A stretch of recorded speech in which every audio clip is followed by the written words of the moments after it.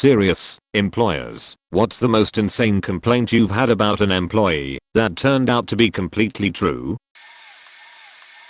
So I worked retail, and we got this guy named something like Gus. My boss tells me, hey, this guy's got anxiety, go easy on him, okay? And so I was like, okay, that's cool, I get it, I can relate. I do everything I can to help him make sense of the infernal godforsaken hellscape that is retail. It starts off with little forgivable things, forgetting a task here, forgetting things there, accidentally giving the wrong info and things like that. You know, newbie retail stuff like that. He quickly devolved in popularity as his complacency grew over time and his helpful attitude shrank. My guy started faking around during his shift, getting caught on his phone while ignoring backup cashier calls and things like that. He would make stabbing motions behind the manager's back to other employees, tell off new employees, and play it all off like he was some innocent dope who didn't know any better. None of this got him fired. Day after day was a new complaint from an employee about responsibilities he shirked, or a customer about blatantly wrong info like, oh yeah, we have another location up on the hill and we didn't. No idea whose son he was, because that was apparently all kosher. What actually got him fired is the one day he brought a dog and a super expensive dog collar into work. He claimed he almost hit the dog on the way to work, and it was running around wild, etc. He tried to sell the dog collar to a customer, then tried to adopt out the dog to a coworker. This coworker was competent enough to take the dog to a vet, whereupon they found the microchip and contacted the actual owners. That's where the fun started. It came out that Gus never found the dog at all. He straight up kidnapped this dog from his neighbor and tried to pawn it off, knowing full well what he was doing. The guy lawyered up immediately, tried to sue Gus, and threatened to sue the store and the store manager if Gus wasn't fired. Suffice to say, Gus was gone the very same evening. Nothing else came of it, but we talked about him for years and years. Many years ago, the bookshop I worked at hired a new employee with terminal cancer. Very sad, since she was quite young. She wasn't around too much due to the chemotherapy, etc. But when she was in, she worked in the children's department. She was actually a pretty good children's bookseller and was a huge fan of a fairly major American children's author. She ran the UK branch of his fan club and knew him personally. He occasionally flew her out to the States for events. One day, she wasn't in, and all employees were called to a staff meeting. We were informed that she had passed away. There was a lot of sadness. Her close colleagues were devastated. Only a few days later, one of our staff happened to go into a branch of McDonald's in a nearby town. Guess who was working behind the counter? Go on. Guess. Turns out she was never ill. She had made the whole cancer thing up, as well as faking her own death, for reasons that we never really fully understood. The general consensus was that it started out as a way to connect with her author hero and kind of spiraled from there. In the end, she couldn't handle living the lie anymore, and so just up and had her mother tell people that she'd died, and then got a job in Maxi's a few miles down the road and was surprised when she got found out. That was a pretty what the fuck sort of experience for us all. TLDR, admin assistant committed fraud, resulting in her boss and eventually her being fired because her dog had a nervous condition. My boss lost an internal power struggle and was soon fired. The official reason given was he was submitting fraudulent expense reports. I'm not promoted, but given all of his responsibilities and I inherited his administrative assistant. Suddenly charges for car service, local hotels, and local liquor stores appear on my corporate credit card. I ask the admin about the charges, and she gives me an explanation that's plausible, but that I know isn't accurate. I called the credit card company and contest the charges until they provide more info. I also started doing some of my own research on the charges. Turns out the admin assistant was an alcoholic who lived with her dog in the local hotel I was getting charged for. She was having the car service pick up her booze at the local liquor store and deliver it to her at the hotel. Why? Her dog had a nervous condition, and he liked that hotel. He would get upset if she went out to the store after she got back from work, so she used the car service so she wouldn't leave and upset the dog. She charged the expenses to my boss and my corporate cards because we owed her for making her come to work and leave her dog alone. I got her fired and successfully fought the credit card charges. Even though I found the person actually committing the fraud, my boss was still considered "fired for cause" because he signed the expense reports with the fraudulent charges. I've got a lot of these. Customer complained employee was stealing. Didn't believe it. At first. The gayest man I've ever known was stealing Playboy magazines. No idea why. Got caught with them. Multiple copies of the same issue. Fired. One employee was spotted by a customer pleasuring himself on the roof before the store opened. Also used a magazine. Didn't believe it. Staked out the roof. Turned out to be true. Fired. One customer told me the bookkeeper is up to something because she didn't get a receipt for a space she rented. Didn't believe it. Turns out, this employee was pocketing a few hundred at a time when a vendor paid in cash. Was doing all kinds of embezzling that wasn't easy to catch. Fired. Jailed. One customer walked in on an employee who was masturbating. There was a lock on the door. Lock not used. Fired. Customer spotted receipt showed coupon when they paid cash. Coupon code should have been cleared out of the system years before. It was 100% off coupon.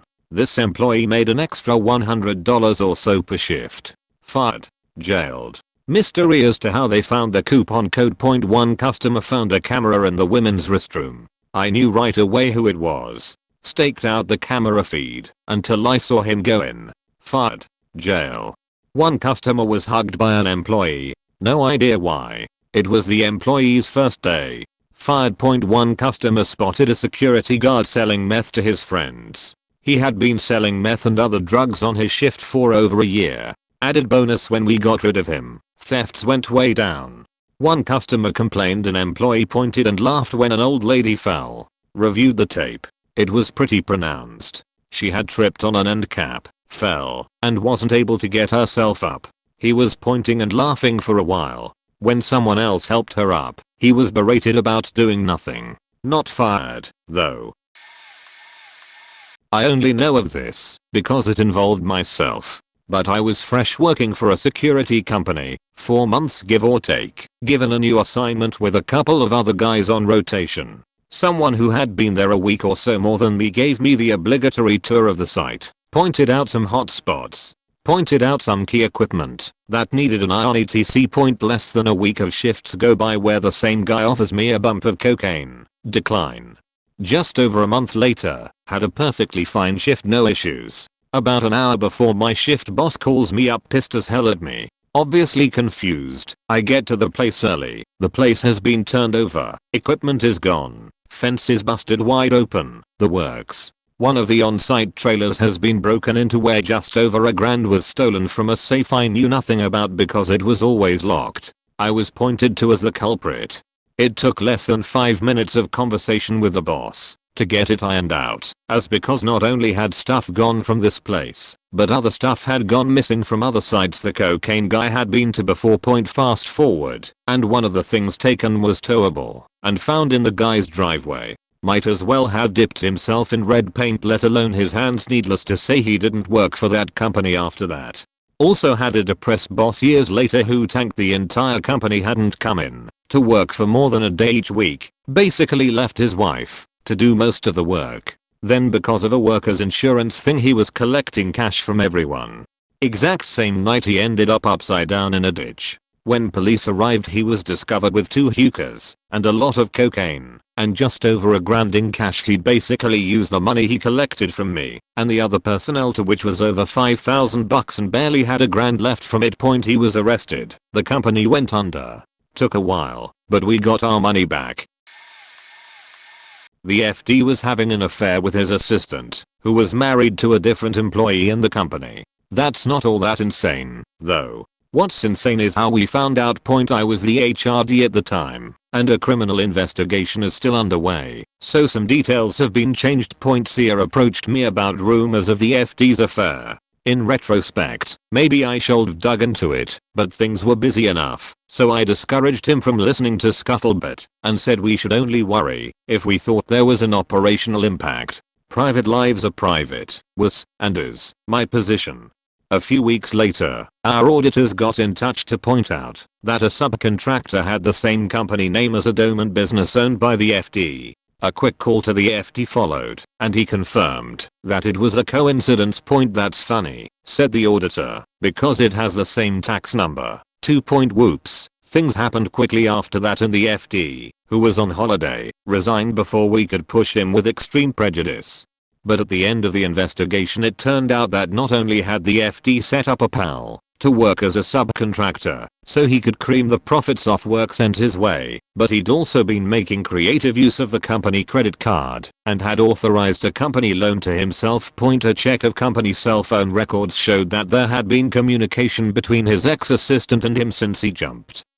So we recovered her phone, examined the SMS history, and found not only that she was telling him about the progress of our internal investigation, but also the full history of their affair, with explicit detail. Assistant's marriage imploded. She resigned. In the end, the whole affair swept up multiple employees who'd been involved in the fraud, gutted the finance team, and taught us all some valuable lessons. TLDR, rumors of an affair turned out to be only the tip of an iceberg of fraud, deception and theft. Fasten up, readers, because this is going to make you sick to your stomach, especially to the ladies. My first job was with a very small company which had about 19 employees in it. As you can imagine, people tend to get to know quite a bit about each other with such a few number of employees, typically because there's a daily interaction with many of them. I sat across from a very young and attractive girl I'll call Helen. She was one of the art designers for the company and had been there for about a year. About a month into my new job, and we've talked a bit, Helen started making comments about a specific employee, who I'll call Bob, because I hate this name. Helen said Bob makes her uncomfortable, but has never done anything she could report. Little things like the way he stared at her as he walked by, or made idle talk, starting off with how nice she dressed. Helen arrived at the office about an hour before most people, which puts her almost in an alone status with Bob daily. She asked if I could come in early and I said, sure. It didn't take long for me to notice her issues, and yes, this guy knew precisely how to stay under that line of a talk from our versus pleasant daily conversation. Dude, made my skin crawl too. That feeling you know something isn't right, but can't do shit about it. Screw this feeling.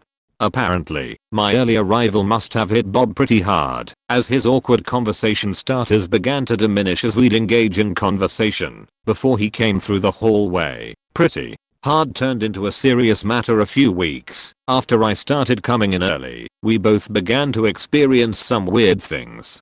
Helen would come in and find her seat was damp, or the items on her desk were rearranged. I found my chair would be missing, broke, and my computer refusing to start because it was unplugged. Just little things, but not all at once, but definitely noticeable. It couldn't be the fault of the night cleaning crew. So Helen and I decided to report these issues to ours. We believed they talked to Bob because the issues started to diminish. Unfortunately, not completely. In addition, things just started getting worse in a different way. For example, Helen worked on a new design for a customer portfolio, but the next day, the work was gone. Completely removed, even from backup. Her chair would still be damp at times, but not as it used to be. On my end, some of my code began to generate errors after new updates, which didn't make any sense, since the processes that were breaking weren't touched by me. Upon review of my code, it looked as though someone intentionally altered the code, just enough I wouldn't notice. Since I use source control software, I could easily see when the program was altered and who altered it. I reported this to ours as well as Helen's continuing issues. The our person stated it wasn't enough we had Bob as the author of the changed programs, since it couldn't be verified he was the one actually logged in. My boss, however, was started to get upset as well. With the issues and delays, he took notice, so he requested a secret meeting with the executives to figure out what was going on. The decision was made to put cameras into the office. One weekend, a crew came out and installed tiny cameras into the vents and began recording. What they found was shocking. Bob had always been an early person, but it was more than just to greet Helen.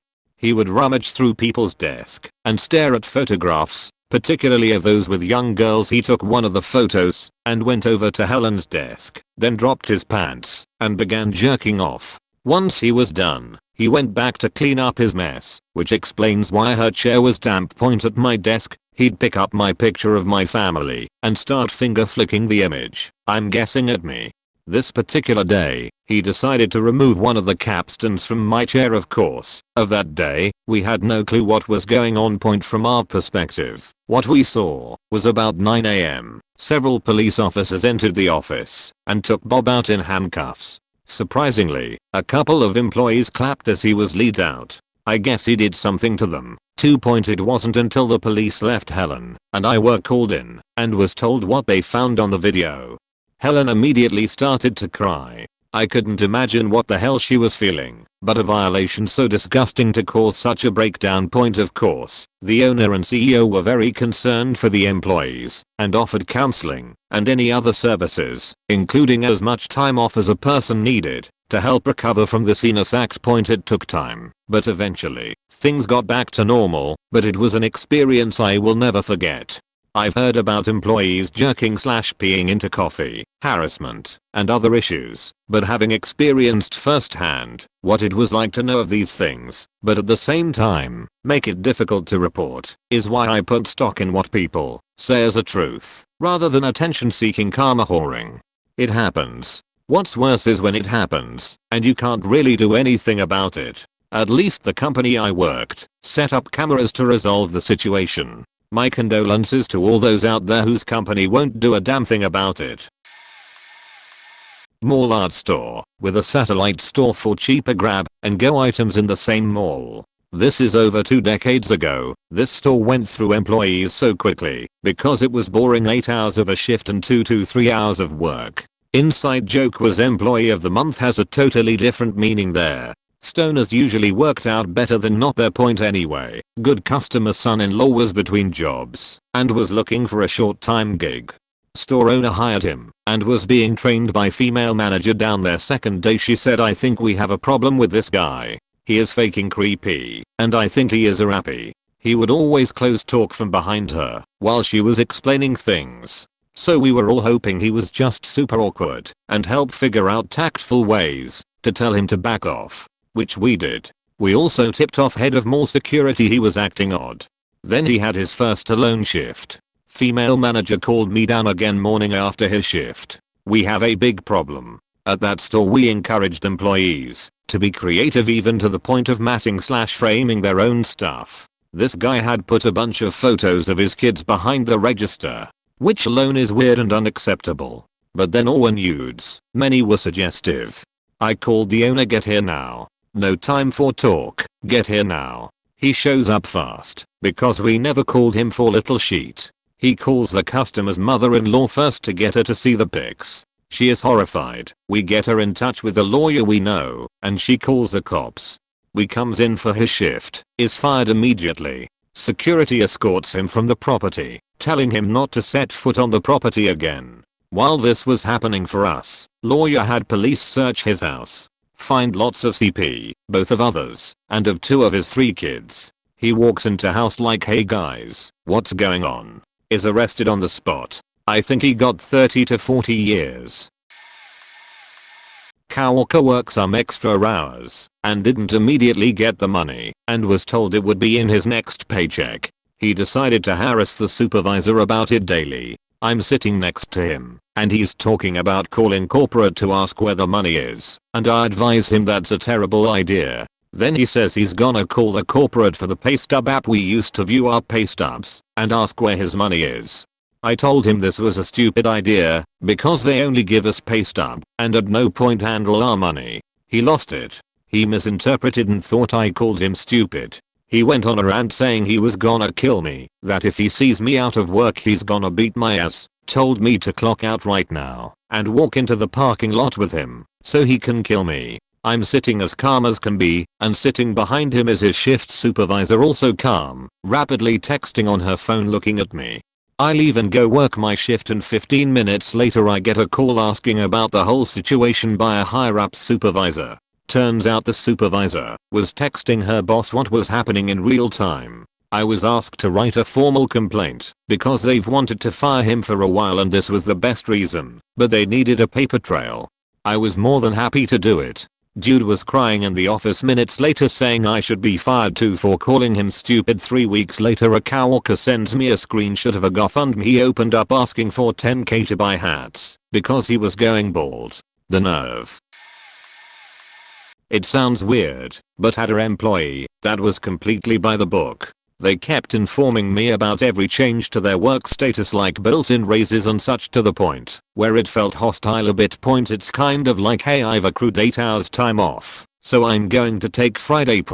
Or I've been here X amount of days, I expect my wage bump on the next check. These things are written in. Funny thing is, they were so by the book, and everything is pretty much automated. After review, we were spot on with our dates of time off, and at increased point every week. That employee had some issue. I didn't get my raise, my portal doesn't show the correct amount of vacation. Yada point. We spent so much time proving we were right every week. We fought for months before they left and reported us. Needless to say, we were in the right in the end. Zero discrepancies.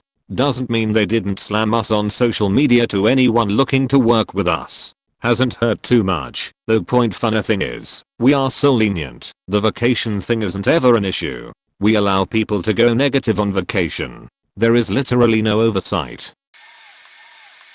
I worked on a cruise ship. One of the women that worked in the spa was having sex with one of the guys who worked on the bridge, and she got pregnant. The company told her she'd have to go home and come back after she'd had the baby. She got mad about this and decided to steal a bunch of spa products and pack them in her luggage to sell. When she got home, she was having a hard time fitting it all in her luggage, so she took all the products out of their boxes to make it easier to pack them. She then put the empty boxes into a clear plastic garbage bag which she left out in the hallway. She shared with the other spa workers for the cleaners to take away. One of the spa workers saw the garbage bag full of empty product boxes and told the spa manager. They had to let the woman try to get off the ship with the stuff because legal reasons, so the security manager told US Customs to make sure and check her luggage when she got off in port to go home. Customs asked her to open the suitcase and said, "Whose stuff is this?" She said it was all hers, at which point the spa manager and security manager come out from behind the curtain and she was busted. Customs gave her a choice between being prosecuted for theft or accepting a 10-year ban from the US. She took the ban. Did factory management for several years, and one of the facilities in my region was getting super low production numbers, so I was sent in to investigate. When I get there, I'm approached by a floor worker who says he has some things to tell me. As it turns out, the female plant manager had been sleeping with employees on the clock in her office and was giving out raises to these guys who slept with her. I interview every worker and more than half of them show me evidence of this happening with her. Female manager is fired. All is good in the world. Nope. Dumbers. Female manager wanted to file a wrongful termination lawsuit, and her evidence she presented were recordings from her office of her sleeping with the workers, and she also had one video of her with the guy who had done my job previously.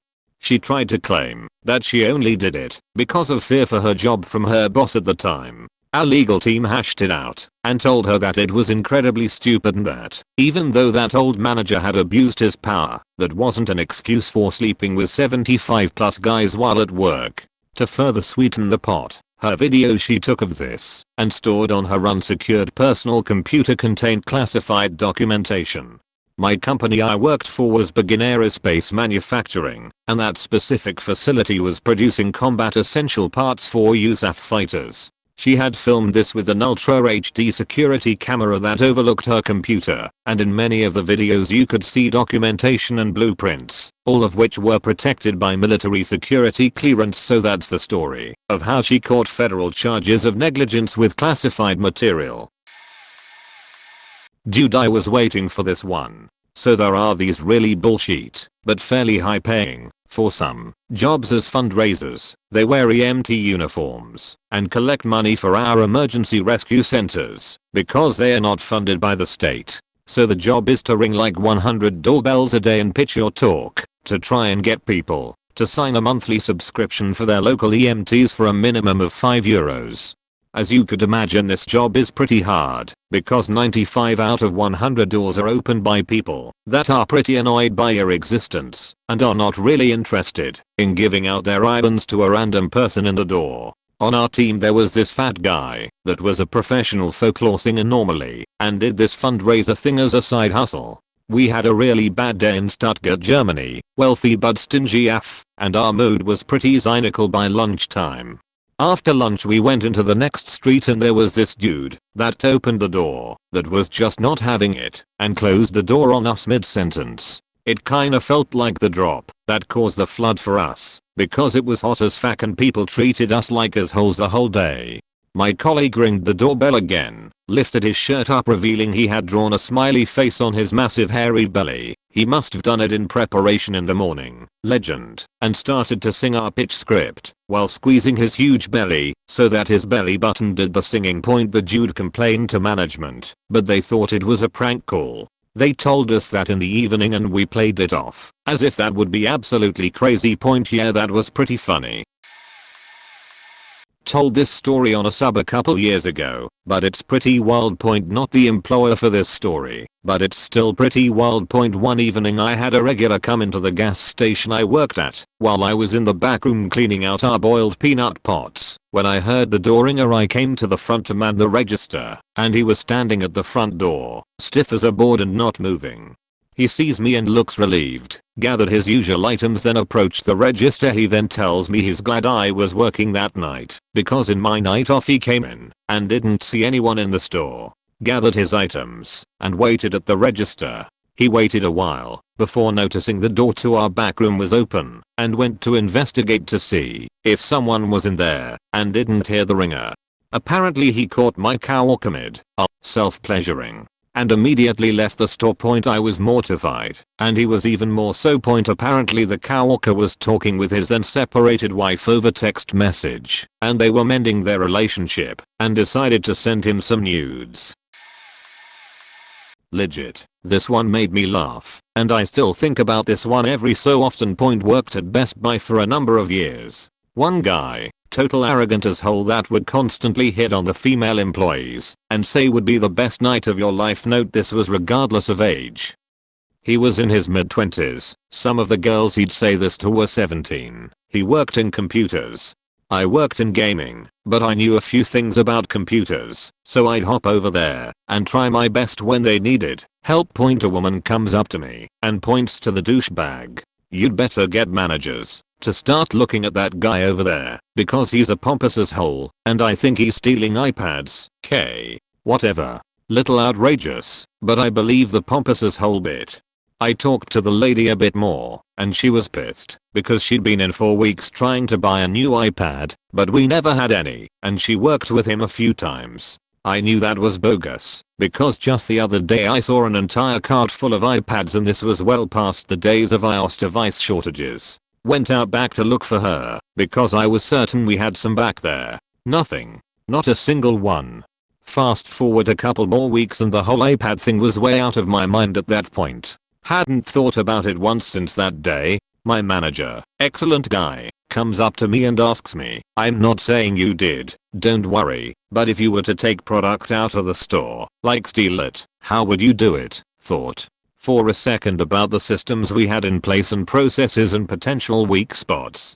I'd probably put it in the garbage chute out back. We only run the compactor on Wednesdays and Saturdays after we close, so there's a set schedule of when that happens, and there's no inventory control system on the chute door, so no alarms go off if product is put through there, and all you have to do is swing by after close on any of the other nights and go through the compactor, which is always unlocked. That's when I thought to myself, maybe I shouldn't have said that, because maybe someone did steal something. Yes, someone did. Point, so they didn't know how someone was doing it, but it turns out my explanation was 100% accurate. They decided not to confront me about their suspicions immediately and instead set up a sting operation to catch me in the act. So they parked a car a ways away from the compactor and had someone watch it for a few hours at closing time, and also pointed a camera at the chute all day every day. They were so sure they'd catch me stealing.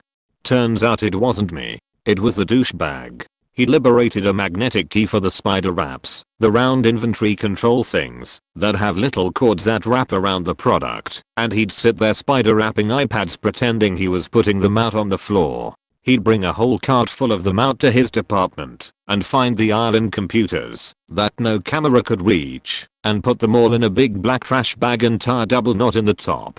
Then he'd bring it out to the garbage chute, throw it away, and swing by immediately after closing to collect his merch. Again, he wouldn't do it on Wednesday or Saturday. He stole hundreds of iPads and was selling them as new, unopened on eBay. Felony level theft. Not only was he fired, but before they brought him into the office to discuss their findings, they called the cops. He was fired and brought out of the office in handcuffs. Luckily for me, when they asked how he came up with the idea, he didn't try to say someone told him about it. He just said Best Buy is faking stupid and leaves. I got to personally sell an iPad to the lady who initially alerted us to the problem. She was incredibly grateful and so chill that I seriously wonder how much of an asshole he was that he triggered her to say what she said. I ended up working loss prevention for a few years after that. So I'm not an employer, I was actually an employee, but I have a funny story. I worked at a party city in high school, in a predominantly white and rich town, and almost all of my colleagues were white. My boss, who of course was white, drove a nicest car and always barked orders at us anyway. One day I hear over the walkie that I'm wanted in the back. I go into the back and my boss, the one with a little change, was sitting in there looking angry, but kind of like satisfied in a weird evil way. And then my manager, who was the only other non-white person, was standing there looking sad and disappointed. We were super tight. Boss asks me to sit down and says, "We know what you did." I say something snarky/silly like what? Organize the candy buckets 5000x. And laughed because I didn't know how serious it was, and he went, "No, there's hundreds missing from your till. Where is it?" At this point I remember turning white and stuttering, saying I have no idea how this happened, and explaining how neurotic I am about giving correct change. I used to check obsessively and count my drawer regularly. Well, it gets to the point where they're near firing me, and I ask them to check the cameras because I'm crying and have no idea how my till is short. Well, on camera, there's my boss taking a shit ton of money out of my drawer while I was stocking shelves. He swore he forgot, and it was just for a bank deposit, but he had it hidden in his jacket pocket when asked about it. He was never fired. I quit like a month later to go to college, and that's the story of how history white boss tried to steal money and blame the tiny brown girl. Working at a fast food restaurant, one of the casual kids we had came in to buy lunch. Not unusual local staff discount, get to make outrageous requests and add-ons lol. So this was over a decade ago and in Australia, where if you used a credit card, you had to sign the receipt. Cashier checks that it matches the card. Hunky-dory. Usually. This time, the cashier comes out to see me and says, "Hey boss, Sarah Silikid just paid for a meal with a credit card in the name of Lachlan Lost Kid." I wasn't sure what to do, so I put it through, but there was no one else with her, and I don't know anyone with that name in her family. I get it. It's awkward to question your coworker and friend about fraud, and it was like a $6 meal. Cashier was young and trusting. I record the transaction details and speak to the store manager. Don't recall the exact specifics, but as it turns out, Lachlan Loskard had used and subsequently dropped his credit card in the restaurant, and we found via CCTV that, while doing a crappy job of cleaning the front, Sarah Silikid had pocketed it, didn't mention it to anyone, didn't attempt to find the owner or hand it in. She just came into her own workplace later and used a stolen card at least 3 times. Last time declined because by then Lachlan Lost Card realized someone else had it and presumably had the bank cancel it. No, she got fired. Not sure about any legal ramifications as Sarah Silikid was under 18. Store manager told me later that Lachlan Lost Card had even come back in the store the day before the card was used and asked Sarah Silikid if it had been handed in. Kinda sad that it was used for such cheap meals. Not sure what her home situation was like, but if she'd let us know she was struggling or something, we would have comped her a meal or given her an extra shift here and there, but she was pretty blasé about being caught, so I don't think it was that. Probably just because she could. When I was 18 to 19 I worked at a big box store, you know which one. Even if I don't say, the guy who trained me, and later became my manager, was a former military vet. I'll call in and had issues. He was prone to fits of rage over non-issues, like products being unscented on display shelves, storage boxes in the back room being half empty, and products missing he'd failed to order. He constantly trash talked all my coworkers behind their back, I'm sure including me, as well as his superiors. To hear and tell it, he was the only competent person in the entire store, and should be running it by himself. He would talk about how he was a pilot who flew helicopters, and didn't need us Orias to run a tight ship. Eventually, when he was stressed or angry enough, or if he'd just worked himself too much, he would snap, and punch himself in the face, while screaming through gritted teeth. It was a sight I got to behold more than once, and, as a sheltered 18-year-old working his first job, it freaked the piss out of me.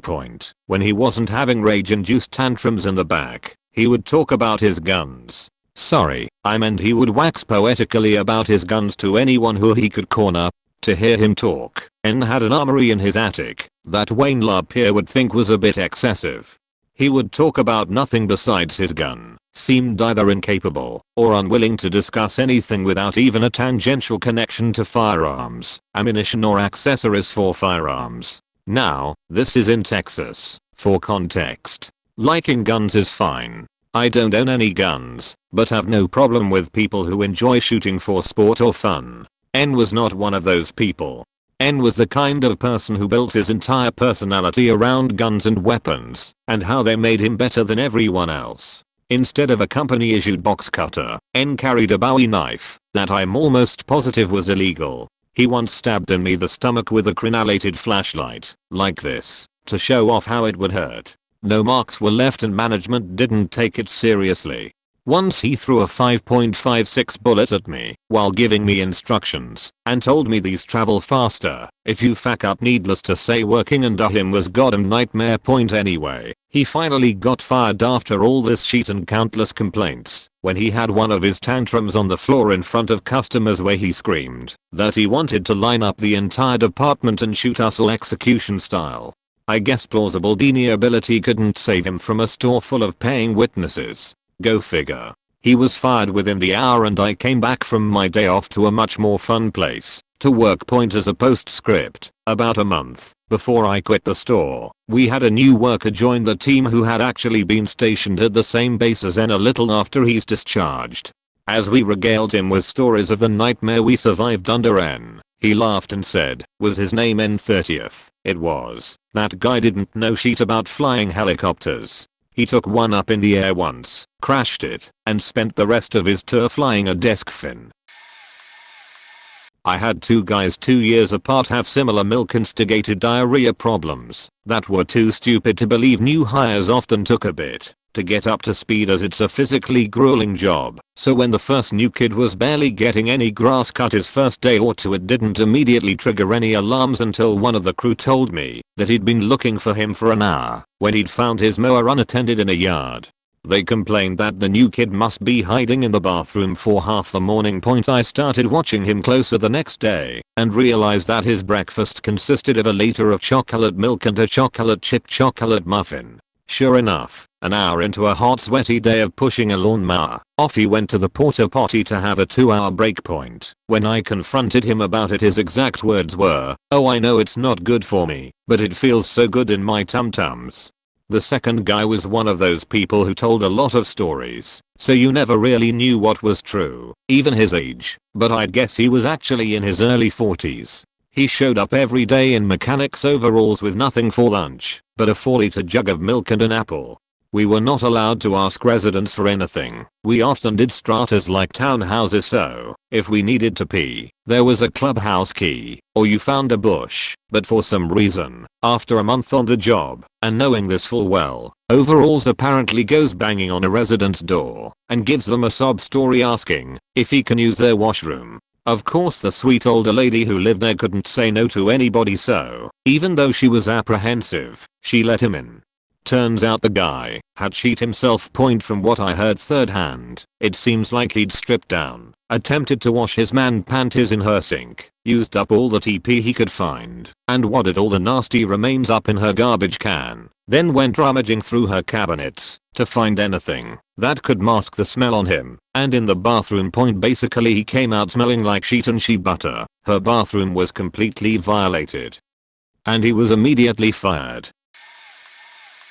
I worked as a subprime debt collector for a bank. We all worked at a call center and we worked in teams. The team I was on was consistently either first or second place for most money collected monthly for a year. We received large bonuses equivalent to anywhere between 2 weeks to a month's salary, and were given at least one catered meal for being the top earning team of the month. All of a sudden another team blows us and our main competition out of the water. Then it happens again next month. Then a third month. At this point there's roughly 60 people that are pissed and wondering how they are losing so badly. We ask management if we can do side by sides to hear what they're doing so drastically different than what we are doing. This would allow us to listen to both sides of the conversation to pick up new skills. Management obliged us and a few of us did the eavesdropping. We learned nothing new. In fact they stunk out loud when we were listening and underperformed compared to how we were doing that same day. At this point we complained that something had to be happening to get their numbers so much higher than ours. About a week goes past, then that whole team disappears from the floor into a meeting room during prime time hours, where no meetings are allowed. Then multiple security guards come in and post up outside the meeting room door. Once the door opens the whole team and their manager are escorted off the premises by security. They were all fired on the spot. What they were doing was keeping paper records of customers who would pay off their credit card accounts in full when they were called. They were telling these customers that they would be their personal banker from now on and would call monthly to do the payoff over the phone so they wouldn't forget and get a late fee. They also were giving these customers a $15 credit for paying their balance off with them over the phone. The team's manager was the one who came up with the idea and the whole team went along with it. It took us all complaining for the site director to go behind the scenes and put the manpower into listening to every call of a few employees on that team, then all of that team's employees' calls, then finally going through their locked file cabinets when they weren't at work to find the evidence of their crimes.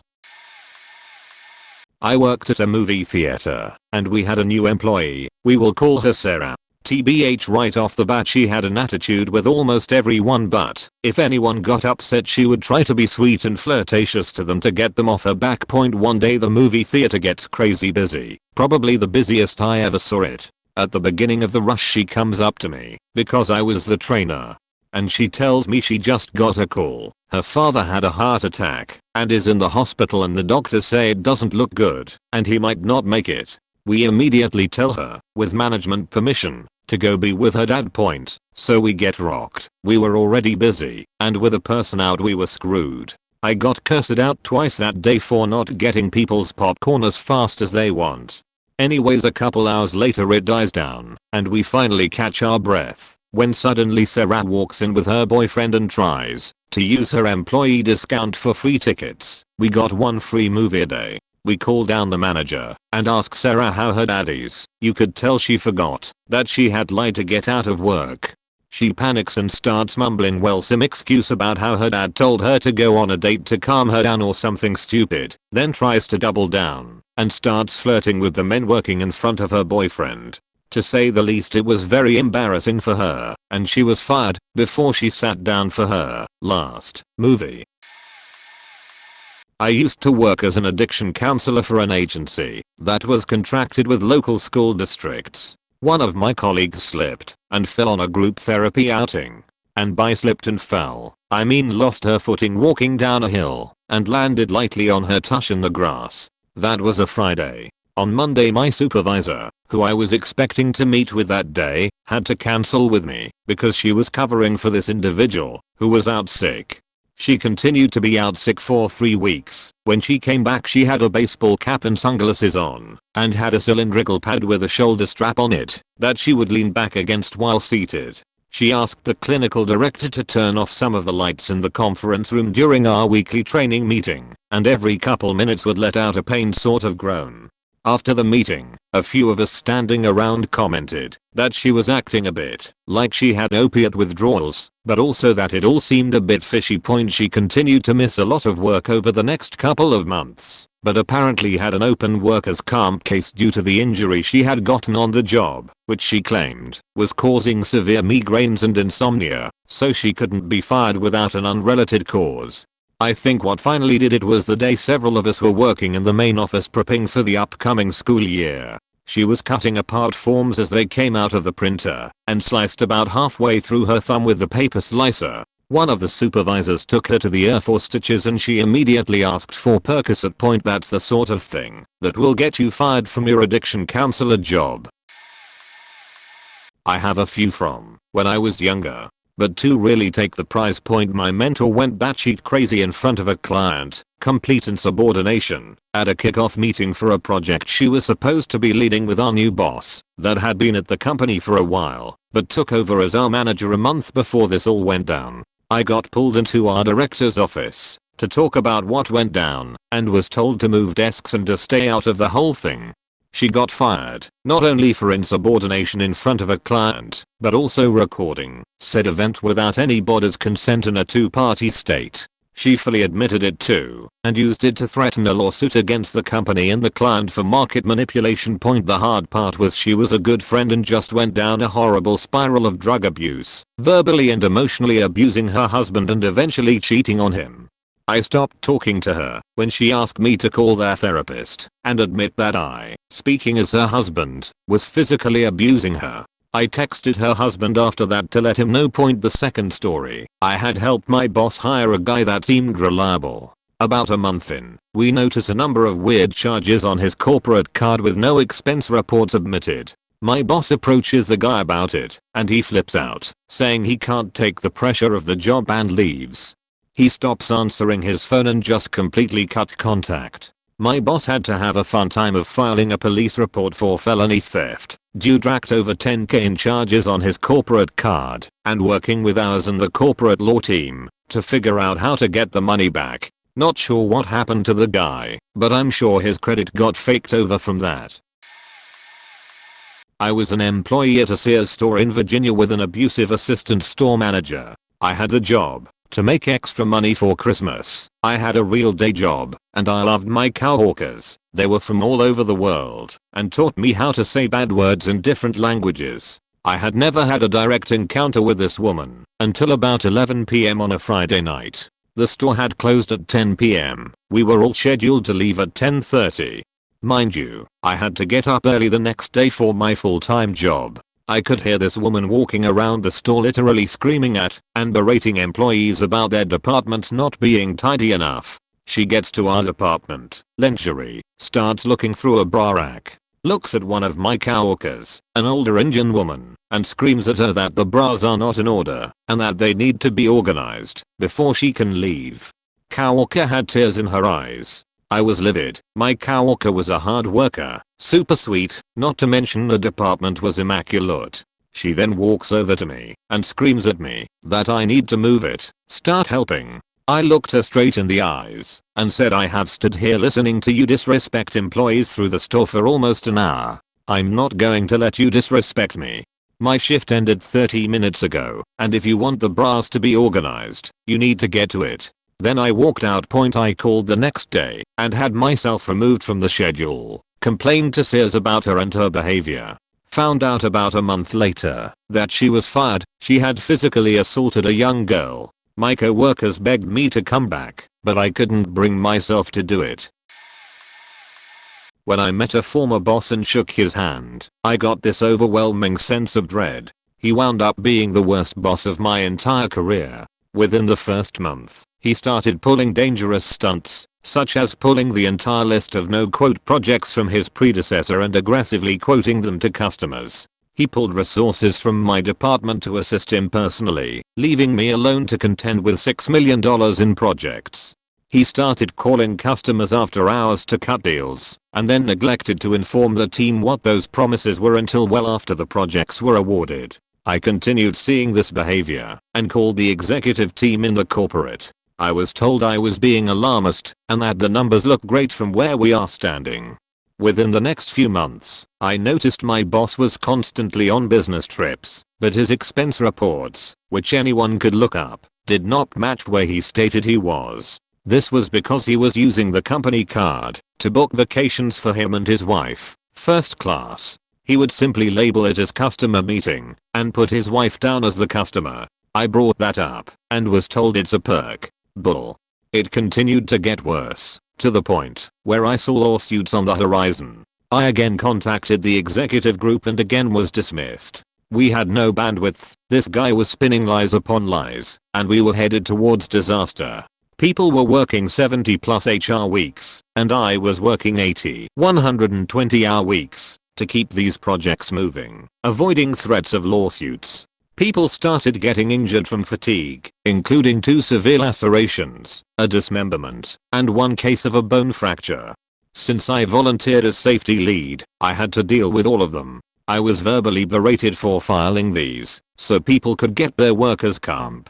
We started getting into heated and near violent yelling matches, since I was the only damn person to call him out on his crap. He would call me at 10 PM and tell me I had to be across the country by 7 AM the next morning. He would call me up to 30 times a day, to the point where I blocked his number and refused to communicate with him unless it was documented in an email.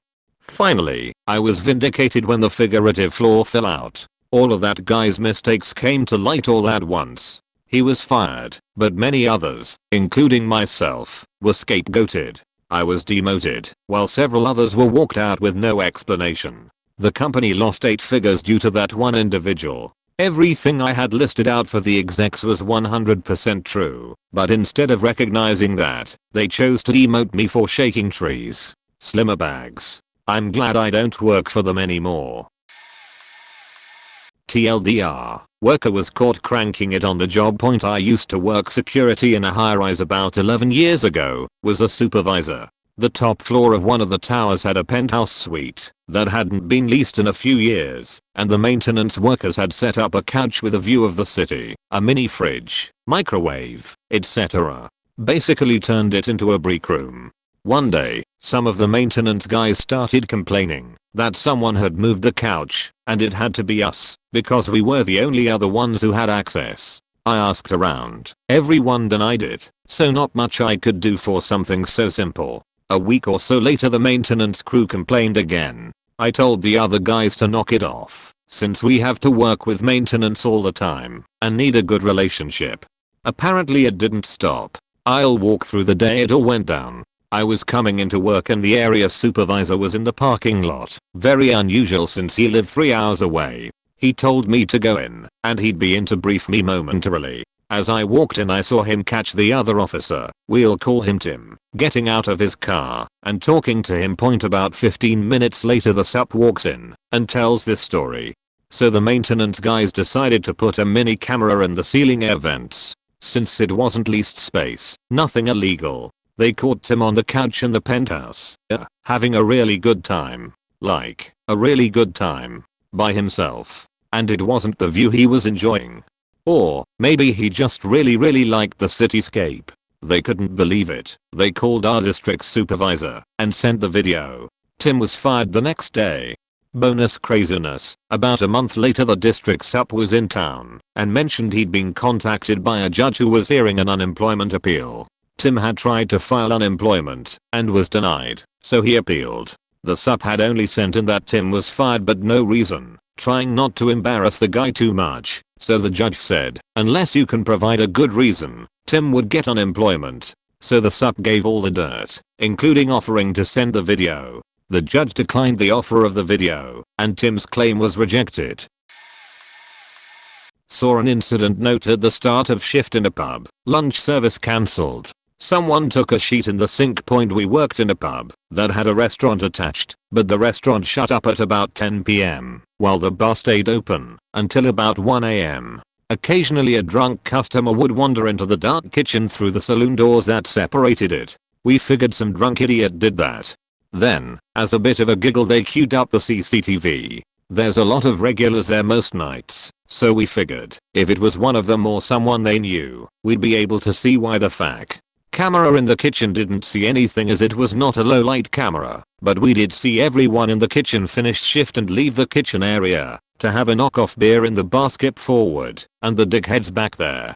There are toilets at the other end of the restaurant, so it wouldn't be unusual for an employee to take advantage of using one that would probably not have any lineup, or to crap in peace, I guess. Instead of heading past the restaurant service area and to the back toilet, he goes into the dark kitchen for a few minutes and comes out. No one else goes in there. They confront him, and after some initial denials he admits he did it because the chef was treating him badly, which was accurate. The chef was a bastard who would rant, yell and scream at staff like a rabid Gordon Ramsay. Needless to say, he was let go. Got one, although not insane. It's funny, 1998. Hiring a guys from India and bringing them over. So many cultural differences, like the time I picked a guy up at the airport at 2 AM and went about 75 miles per hour on the highway to get to his hotel. He was freaked and had never been over 35 or so in a car due to India traffic. I apologized and explained the interstate system as we were past. We will call him Ashish. He stank. Like horrible, gut-wrenching stank of the never showered and has negligible butt wiping skills. I was called from out of town to come and have a talk with him. I flew in the next day and went to the cube environment they were working from. Picture a big square room. My boy Ashish was in the middle. Apparently when he started the week before, the first day was putrid.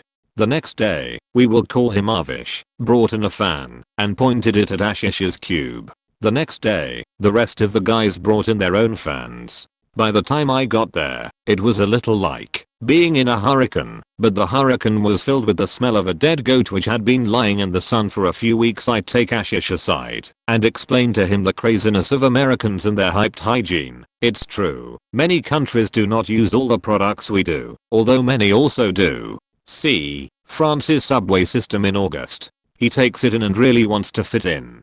I think we are done. The next day I get a call. Apparently Ashish interpreted my conversation as go buy a bottle of Dragon Noir and pour. It was so much worse point I took him for an early lunch, 9:30 AM, and we went directly to the CVS, where I bought him deodorant soap, shampoo, deodorant/antiperspirant, and Charmin. Then back to his place, where I literally hung out on his couch while he took a shower. Told him, hot but not too hot, lather liberally and then fire it up again this time, just to be sure. Then how to use the deer, and threw out the bucket and pail next to his toilet. Don't ask me, have no idea how that's used, and replaced with Charmin. Explained how many squares to start with. Go until they come back clean, but not so many that the toilet will clog. As for Draka, drop, maybe, not required, but if you like it fine. Just remember, a drop, no more. Embarrassing as hell for the poor guy, but I swear he changed entirely. 6 months later he was suave as hell, confident, and doing a fantastic job. Well liked by everyone there. Quit about a year later for a much higher paying role. Thanked me for helping him acclimate to what was literally foreign territory. He went back and got a wife a couple years later, as many do, and was happy working in Chicago. Fast forward a year, and I was called back in to explain feminine hygiene in the US to a new arrival. I passed on that one white male and begged my lead to have his wife have the conversation. That one cost me a $200 gift card for the wife, worth every penny.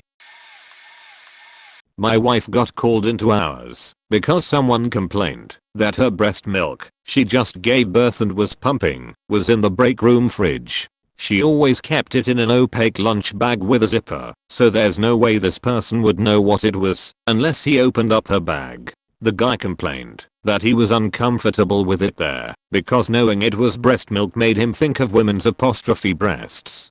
Somehow this part wasn't brought up as a bigger issue because it's weird AF point. The crazy part is our lady sided with this guy. Told my wife she should just pump/store it in the bathroom. My wife was like, what the fuck, do you want to eat your food in the bathroom? My baby shouldn't have to either. Luckily, my wife worked closely with the colonel, who was an actual colonel, but was also the boss of the lab she was at. This was also right after Obama passed a bunch of laws requiring companies to do more for nursing mothers. So my wife brought it up with the colonel, all buddy buddy. She reminded them that she was entitled to a lot more than any of the pumping moms were getting, and what they were trying to do was against the law. The colonel wanted to fire the our lady, but she had a friend that was pretty high up, so they settled on reprimanding that lady and sending her to sensitivity training. The nursing moms ended up getting a private office set up as a pumping room, which is becoming more and more common in offices nowadays.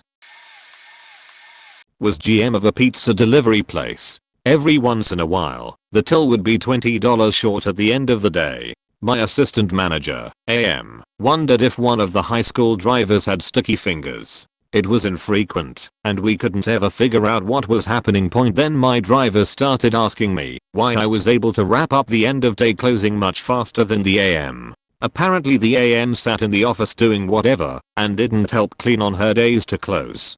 Then one day the area supervisor came in and told me that my AM was no longer employed there. He wouldn't talk about it. I eventually learned that the software tracks all sales info and spits out fancy reports for the area supervisors. If you edit a delivery order after a driver has been clocked out, it highlights red.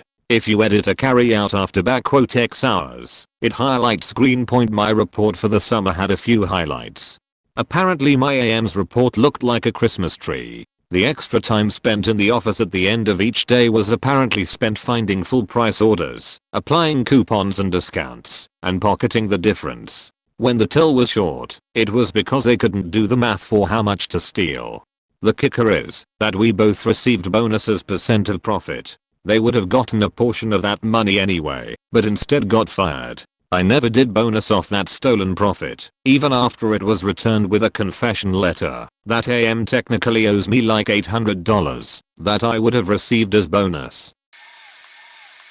I worked as a counselor at an inpatient drug rehab center. One of my coworkers didn't have a hand. She never discussed it and hid it so well that a lot of people actually never noticed she was missing a hand. One day a new patient came to me for her first session and was very agitated. She had a history of paranoid schizophrenia in addition to addiction issues, but her meds seemed to be working. The session went fine until she mentioned she didn't want my coworker treating her, as she tried to blow up a federal building and she didn't trust her for other various reasons. Long story short, the patient began to improve and maintained sobriety, but absolutely had an issue with my coworker. My coworker had a history of addiction herself and was very compassionate and explained she had no problem giving the patient space. Multiple times she addressed that nobody was to adjust the patient's meds based solely off her claims, that she tried to blow up a federal building etc. All the other counselors would joke about the patient, since it was especially absurd that our compassionate, recovered and very competent coworker would ever try to blow up a building. A few years later I was doing research regarding the Seattle courthouse and came across a news article. It indicated that a young woman, high on drugs, had approached the building with a bomb and detonated it in an apparent suicide attempt. She survived but lost her hand. Late to the party. Also, I'm not an employer, but this happened at my workplace. Either just before or right around the time I started there. Anyways, there was this guy, we'll call him Roy. He was older than most in our dept, late 40s when most of us were 20s and 30s. I won't go in much detail on how he wasn't the best at the job, but for the most part he did enough to get by, and he was in general a nice guy. Well, he had a rough patch in his life. He was relatively recently divorced, was certainly an alcoholic and pretty sure he was spending every extra cent on partying and booze. We made decent money there. However, he was the guy that liked the early 6 AM shift, and he was always on time. One day he comes in and shares that he'd been evicted from his place and didn't really have a place to stay. He was couch surfing. We had this storage area in the basement of the building where we kept all extra and old hardware. It was a locked area and only the techs had the key to it. We don't go down there often. At some point one of the tech goes down there and notices a bunch of shirts and stuff hanging on a line. Odd thing. Doesn't make much of it. A few weeks later, the stuff is still hanging. He flags it to the manager. They start digging into it. Winds up that Roy had been crashing and sleeping / living in the storage room for several weeks. At the end of his shift, 2 PM, he would mosey onto the bar, drink, come back after everyone was gone, after 8 p.m, make his way to the storage, kick up and sleep in the one crappy chair that was in there. Woke up early, went to the gym before any of the early workers showed up, like 5 a.m, take a shower, wash his clothes, and show up at his desk before his 6 a.m. shift. He did this for weeks, before he got caught. Other than the hanging clothes, there was little evidence of this. When he was asked about it, he answered truthfully and casually, not a single thread of embarrassment, or that he really did anything wrong. Needless to say, they told him he couldn't do that. After that, they cut down the list of people that had access to the key to the storage room. His story ends up much better though. A couple years after that, he met this kind lady that really helped him get sober, figure his life out. He retired many years ago. I'm sure, if she is still in his life, that he is doing great. This happened at my sister's ice cream store. She handpicked and trained a manager, and after a couple of years stopped working at the store herself. Every 6 months they would do a review and some people would get raises. 5 years later, my sister finds out nobody got raises and the manager had given herself a raise equal the combined raises the other employees were supposed to receive. My sister asked questions and the manager figured out my sister knew what was going on. My sister told her she was going to come in the next day to discuss this. The manager called payroll and said they needed payroll early. She gave herself a $50,000 bonus and had all paychecks sent to her personal home. Needless to say, she did not show up for work. Stop payment was put on all the paychecks, so she didn't get the money. She did end up going to jail though. Then my sister called an emergency meeting, informed the employees of what happened, and to give them their raises. Before she could do this, the employees ganged up and demanded she rehire the manager or they would all quit at the same time and she would have no employees. My sister clapped back with, "She'll never work here again. And if you want to leave, leave now, but don't ever expect to work here again. If you change your mind, I won't take you back." Half of the employees left. The other half were then informed of what the manager was doing. They all got raises and a bonus for the money they lost in the past. All but one of the employees that walked out came in and asked for their jobs back. When they found out what happened, they did not get their jobs back, so ice cream is not as wholesome as we think. So this was a complaint made about me. Someone submitted a complaint that the manager at Pizza Hut told them to go fuck themselves and hung up. Here's how that played out. Couple days later, our area manager, AM, and our regional manager, RM, are both there. When I show up for my shift, they ask me to come talk to them and ask if there was anything unusual over the weekend. Told them no, nothing too unusual. I was asked if I might have lost my temper with anyone, and I was like, yeah, I told a guy to fuck off, but please hear me out before you fire me. This dude had been calling multiple times after we stopped taking orders, while I still had about 10 to 15 left to get delivered with one driver. Every time, I had to step away from cleaning and prep work to go answer the phone in case it was one of the orders. Driver had my personal number and used that to let me know his eater, so the orders were all as fresh as possible. Dude was telling me stuff about how we must be pretty bad if I have to keep answering, how I must be some sort of faggot since he can't tell if I'm a man or a woman by my voice, telling me that he hopes I get fired for being so incompetent. I fielded 15 calls after we closed, 9 of which were this guy being bored on a Saturday night and harassing a pizza place. After my driver was back and done for the night, I always answered and went, "Thank you for calling Pizza Hut. I'm sorry to inform you that we are closed. We open again at 10 a.m. Thanks and have a great night," and then hung up. We get one more after the driver was closed. I start in on that and the dude goes, "Man, shut the fuck up." So I told him to go fuck himself and hung up in front of my driver. After hearing this, RM went, "AM, what do you think?" To which he said, "Well, I'm surprised that that's all you said. Thanks for your honesty. Don't do it again, and we should be good to go. Have a good night." I wasn't the boss, but when I was 17 I worked at a small trading post, or in the country. The place was basically several businesses all in one location owned by the same couple. There was a gas station, deli, feed store, and laundromat in one building, a car wash on the side, and an auto shop next door. My family lived up the road, and the husband leased some of our land for his cattle. So I'd known the owners since I was a kid. The wife ran the business end, and she was notorious for only hiring women. She didn't like men, period, and was very vocal about it. But they needed someone strong to work nights, to help the old ladies stock the heavy stuff and to deter some of the local rednecks who'd come in drunk to buy more beer. We get a new employee one day who's an old friend of the owner, and it ends up being just me and her most nights. After a few weeks, the owner starts making new policies that only apply to me. I'm not allowed in the office for any reason. I'm not allowed to take out the trash alone. I'm not allowed to be in the back area of the store alone, etc.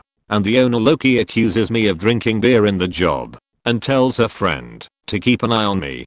To my face point, I'm getting pretty fed up at this point, and I'm thinking about quitting when the sheet hits the fan. Turns out someone was sneaking cases of beer out the back and stashing them to be picked up after work. In addition, someone was swiping the keys from the office and stealing the change from the car wash and laundromat. Point, the boss was sure it was me because I'm young and have a business. So she sets up a sting to catch me. Point, and catches her best friend robbing her. Friend admits to framing me. Is fired. Point, boss refuses to apologize to me. Implies that it was somehow still my fault. That's when I knew it was time to go. Late to the game, but here goes. I was a night manager at the America fast food restaurant. They had me switch stores with my GM because we had gotten the store we were at out of the horrible hole it had been in, and they hoped we could do the same at a larger store. The GM, kitchen manager, and I all went to the new store. The GM and kilometers worked day shift. I was on nights. When we got to the new store, most of the managers or shift leads were family of the previous Grams. Lots of this is how we've done it before, and my mama let us. Two things happened almost simultaneously. My fiance was in a very serious car accident and my GM got to the point of no return, full-blown meth addiction.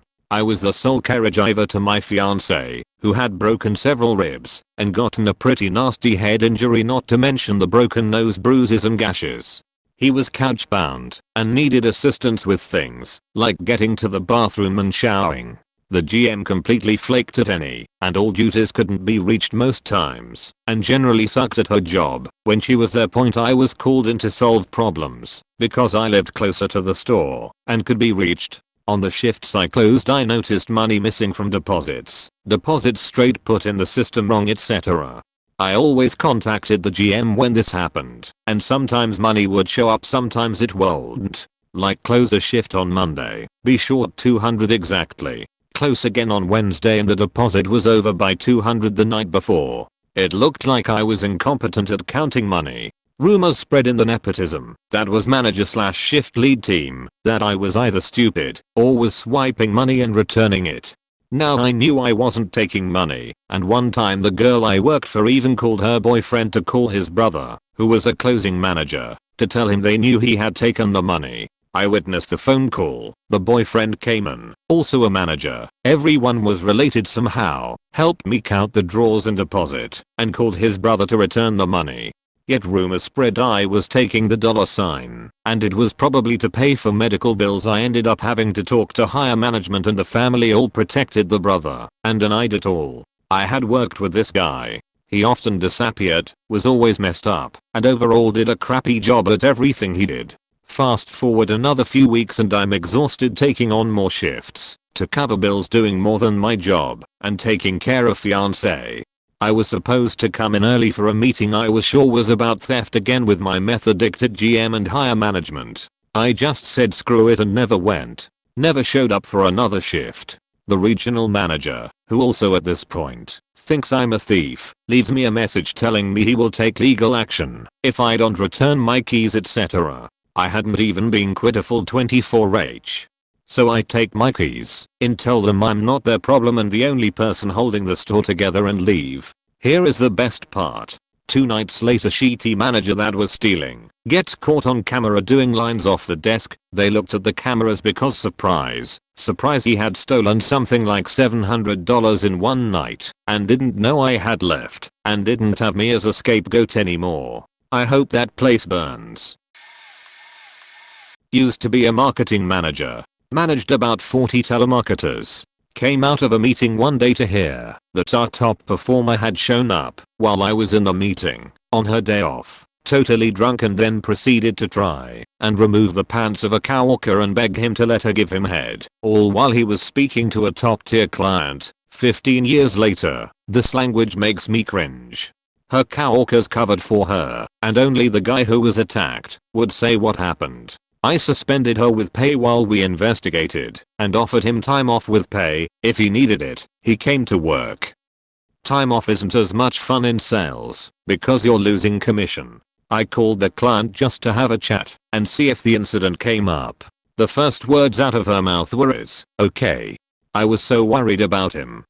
She proceeded to tell me a much more harrowing story than even my employee had relayed. Apparently there was a death threat and physical violence involved. We removed her from suspension, called her into a satellite location with no one but me and my boss and security, and fired her with no severance and the clear message that we would support her victim fully if he chose to press charges.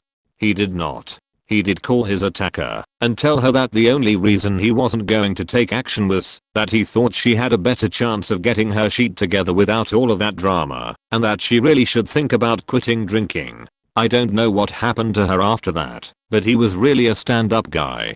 Didn't know him too well before the attack, but moving forward I felt I had a good and ethical person to work with. I was temporarily helping a company with PR and fixing their image, while there I was given a high position to be able to work freely. I had lunch with a guy one day and a girl pulled me aside the same night after he left and tells me that he sucks up to anyone high position and will do literally anything to get rid of them to climb the ladder and make himself a raise. The big boss won't fire him without indisputable evidence, which is a good thing. I was told to point not leave food unattended, or he might poison / lax it. Point leave drinks out of view, even when holding them. Check my car for tampering. Didn't drive. Was still told not tell him the hotel I stay at bore him to make him go away. Point. If I absolutely have to use a restroom, go with another person, making sure he don't lock me in except presence in a week. He point locked me in the bathroom. Put mystery powder on my food when it was in the fridge. See below. Kept eyeing my drinks. Asked what I was driving. Asked where I was staying. Point locked me in the bathroom again. Point tried to give me pens and other small trinkets I think may have been bugged. The food was in a fridge during a period he was the one person in the office space on that end, and it was sprinkled and stirred around. Another employee told me he was stalking him. He was caught on CCTV outside a coworker's home after a raise. He kept doing these psycho warning things without the intelligence. Point one day, when he was supposed to be off work, I took everything up with the boss, telling him the company can't fix their image, because when a coworker here quit and tell the world about him, they will all look stupid again. The boss turned out to be a bit intimidated by him and managed to send him to a very remote location in a super cheap one-person office space several states over. He got a raise, but he was separated from everyone else. Point it's not so creepy that I still think about him every day or anything, but when it comes to weird employees, has in the list. I'm not the employer, but rather a fellow employee. I worked as a vet tech for a small clinic and was there for about 4 years. There is an oral pain medication that is highly regulated called Tramadol. Tramadol was a commonly prescribed medication for dogs after routine surgeries, and usually we would only give about 10 tablets at a time. Older dogs would be in it regularly for pain issues. Only certain employees had the authority to order Tramadol from the medical supplier. That way we could track how many bottles we had and how quickly we were ordering them. We also had a log where we would write down how many tablets were being taken from the bottle at a time, who took them out, and which animal they were prescribed to. It was a system that worked fine, and it was easy to audit. There was a woman who worked for us for a little over a year we'll call Jessica. Jessica was a good enough tech, good at taking blood and putting in catheters, never one to put their nose up at doing scut work, and always really good at monitoring for surgery. She really knew her stuff. Her whole life was a bit chaotic, but what can you do? Leave it at home and come to your work like a professional.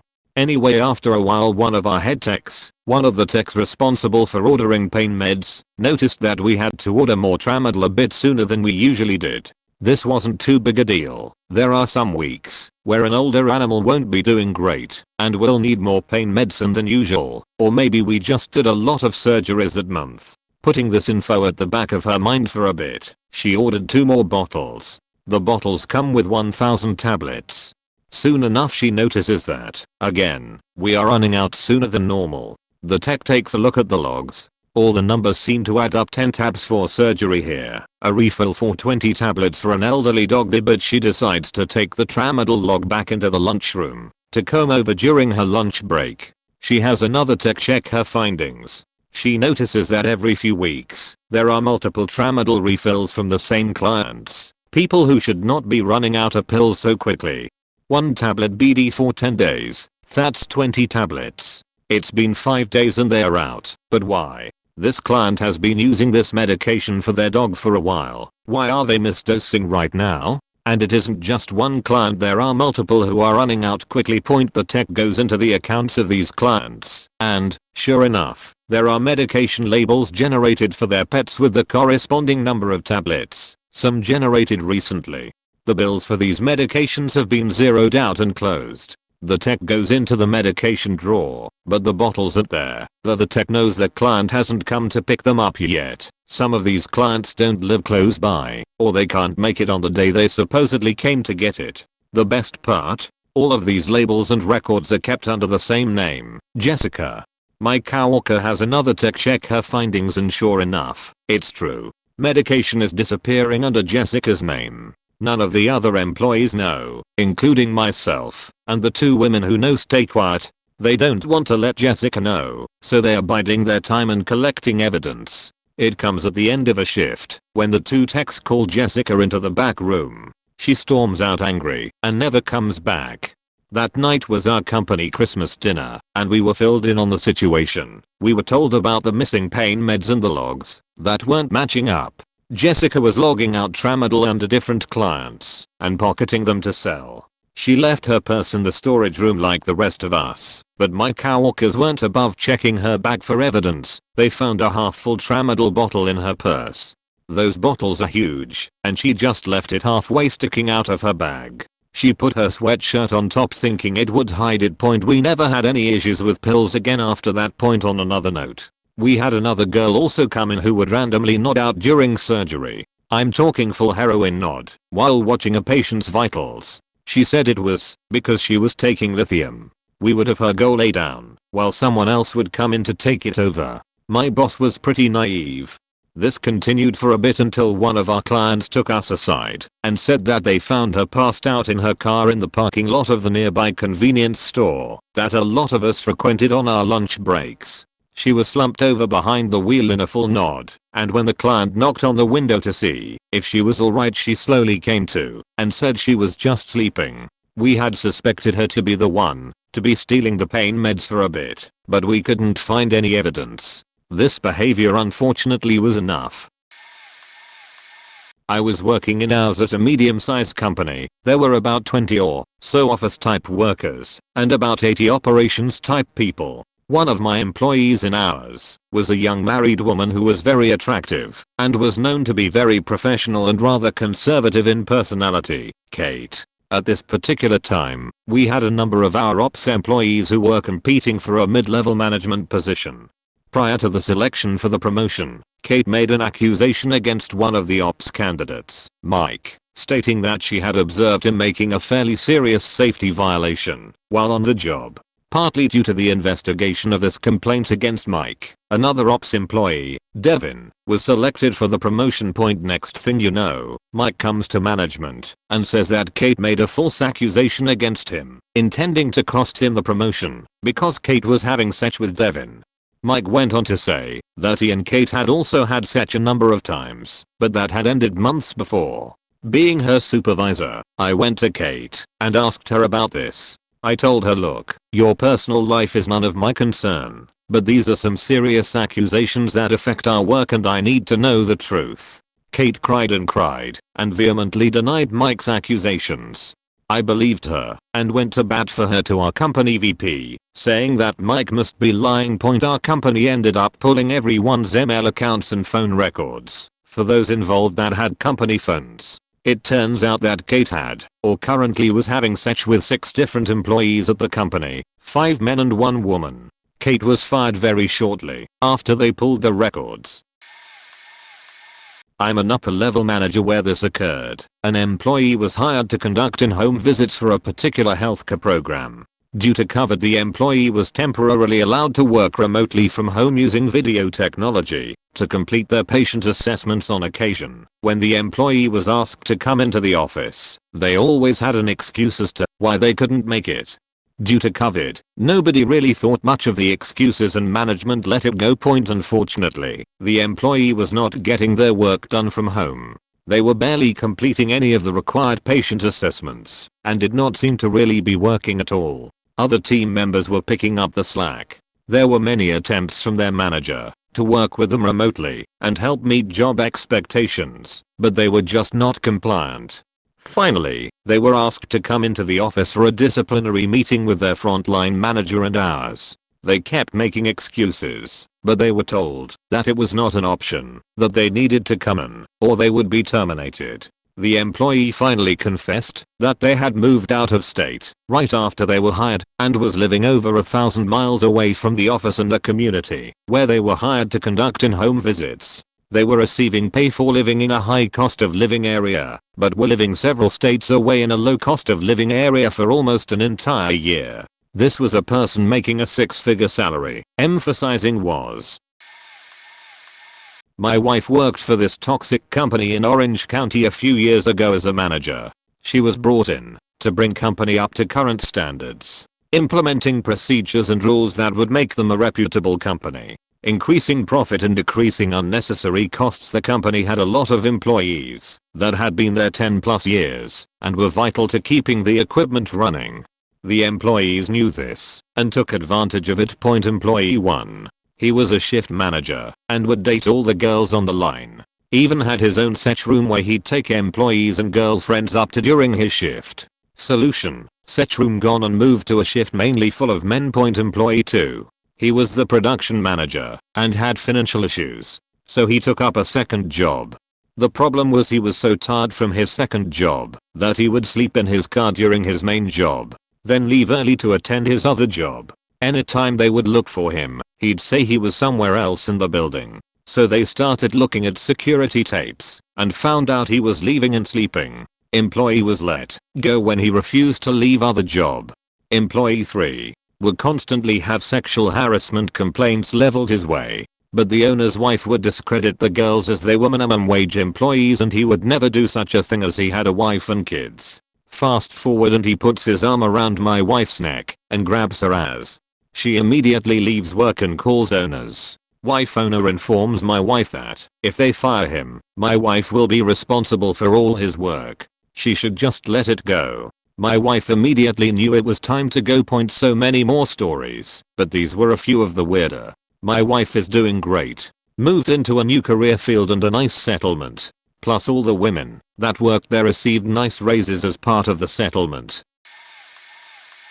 I had 2 warehouse workers approach me after a long hot day. One looked very nervous. The other was smiling. Something along the lines of, boss, you have to talk to Jard. We can't work next to him anymore. He stinks so bad. You need to tell him to shower, or, I dunno, like maybe fire him? We can't do it anymore. I think you should fire him. Well, Jard wasn't a terribly good employee. He did take constant smoke breaks and was always chugging Dr. Pepper. But he was polite and did his job without issue. A 35-year-old white guy who had a relatively attractive wife and seemed good-natured. Had been with me for a couple years. I hadn't noticed a smell, but granted I don't go into the warehouse area in which he works very often, as I typically watch that area via security cameras from my office. All I knew was he wore a cabbie hat, liked LOTR, and was a bit eccentric. So I say, okay, I'll talk to him in the morning. Next morning I bring him into the conference room. He was across a very large conference room table. The smell was horrifying. I'm a grown man, hardened by time, a strong stomach. I began to somewhat retch within the first word Jard spoke. Instantly I noticed black around his gum line. Dark brown teeth. I asked him, how he was doing, if his home life was going well. His wife had left him. I asked him there had been some complaints about hygiene and odors. I mentioned if he needed some extra money for a dentist or doctor appointment, I'd gladly help him out. His skin was white, chalky, and flaky. His teeth brown from chain smoking, and his Dr. Pepper. That's when he said, and I quote, "Well, I don't brush my teeth because I'm allergic to water." I said, "Well Jard, no one can be allergic to water. Water is essential to survive. You die within 5 days if you don't drink water." "What are you talking about? You don't drink water? Ever?" "No. Only Dr. Pepper for the last year." He had a drive pepper opened, and with him. "But I mean, Jard, there's water in Dr. Pepper. I guess I could drink water, but it can't touch my skin. I'm allergic." "Well Jard, I mean, you do shower right?" "No. Whenever I shower my skin breaks out in hives." "Wait, what? When is the last time you showered?" "January. It was like May/June. We had a little intervention right then and there. I said take the rest of the day off. Go to the grocery store. Buy a toothbrush, some mouthwash, and some soap. And get to work. Or don't come back to work. And go get a dentist visit now." He ended up working for me for another couple years. I forget how many cavities he had when he finally went to the dentist. But it took 4 or 5 trips and like $5,000 to get him through that year. Hope he's doing better these days. There's a joke at my job that everyone over 35 acts like children, but I honestly never thought anyone would prove it this thoroughly. Like pretty much every other office on earth after COVID hit, my company put together a list of rules for being in the building, just the standard 6 feet apart, masks etc. Now, Bob apparently didn't like any of this, because I get a call on my day off from Bob's relief. "Sigh, I can't get to my station.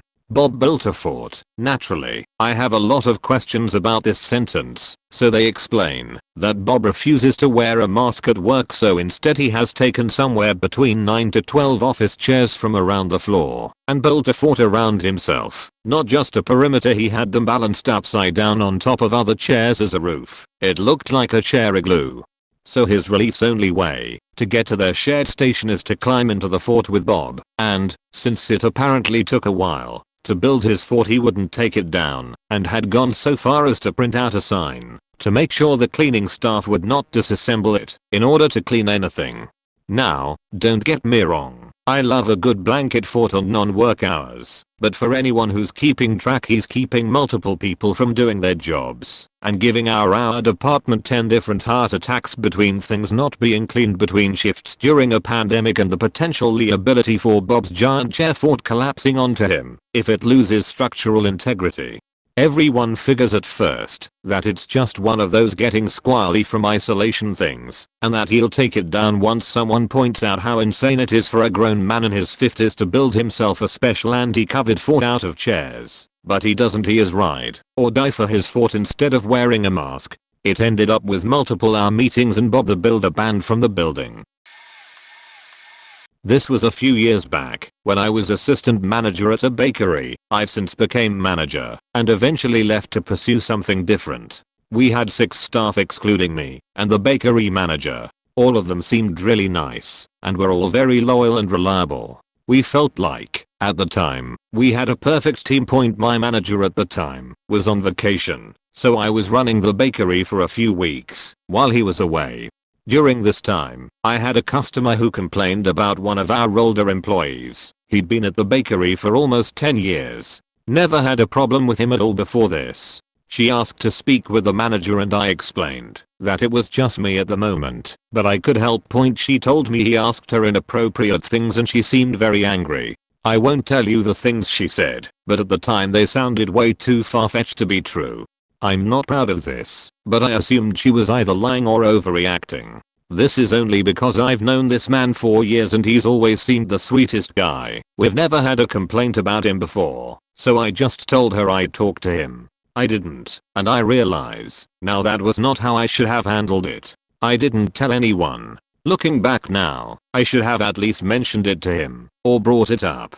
Later on that week, the newest member of our team, a young girl, about 16 over 17 at the time, came up to me with a note. She was petrified to say anything, so just handed it to me and carried on working without a word. She looked drained, tired. I stood there confused for a second before opening it. I was astonished. She had listed all of the inappropriate actions he had done to her. Touching, flirting, harassment. It was awful, the things that were listed. There is no way this girl knew about the complaints against him either. I called the police, with the young girl employee's permission, and also called my manager, who was just as shocked as I was.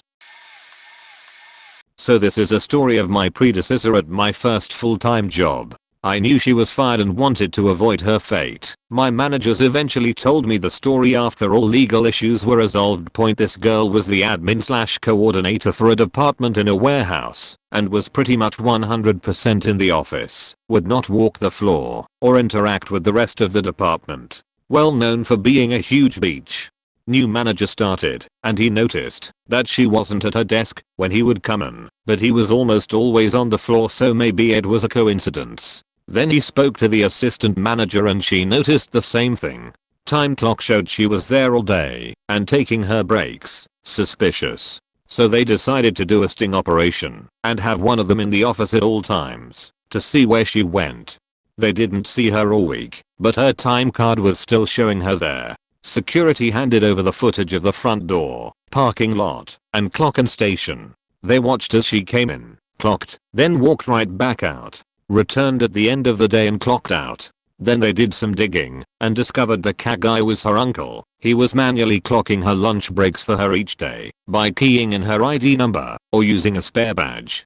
Guy, whose cubicle was within eyeshot of the office, must have given her a heads up that they were in the office more often, because she started coming in, sitting at her desk for a few hours, then leaving when it looked clear.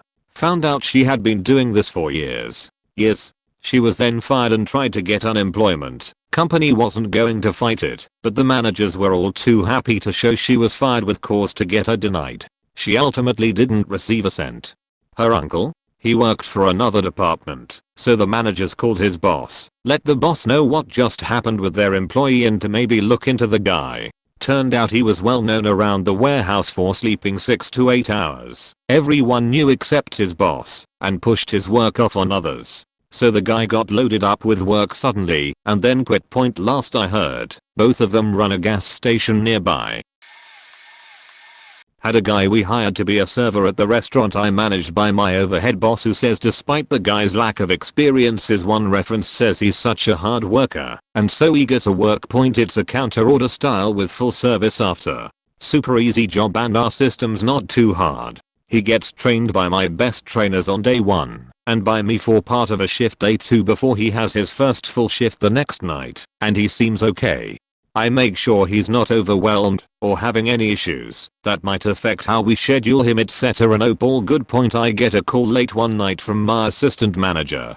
Guy's had some kind of freak out and shut himself in the bathroom with the lights off for an hour and they couldn't find him. Apparently it was too exhausting to be on his feet for 4 hours. We give them short shifts to start for first few weeks, but most of my team work 8 to 12 hour shifts. He's hungry. We fed him that day, twice, and he can't clean the bathrooms. It's too much. That's all he said to my AM. I thought I was being pranked until one of my top employees calls me and goes, yep, that just happened. And I'm not sure if we need an ambulance or the cops because we don't know what's happening. He quit. None of us still understood what happened or why. It wasn't a mental health thing because my assistant manager is a trained psych evaluator for his major, so he knows what to watch out for and how to help, and is going into psychology as a psychiatrist. He just didn't want to work according to his I quit text message. I still wonder. So this was my boss. I worked for a period in a design position at a startup. I was considered the lead and he was the manager. It was just the two of us. It was more for a Zoom fluffing than anything, but whatever. I worked at this place for about 4 months. And one day the owner calls me and says he is going to have to fire me and not pay me the last 2 weeks because I didn't turn in any work. I was super confused because I did all my work and then some and had submitted it all to my manager to review as he requested. My manager requested, so my manager has been trickling in my work claiming it was his. Cause he wasn't doing his work either. So I was doing both our work, and he was turning it in as his. I told the owner I can prove it's all mine. I have all the original files. So I prove it, and he just kinda accepts it. Says I can stay on, and he will pay me. About a week later I get a call from manager. He is going off, that I can't let anything get to the owner without it going through him.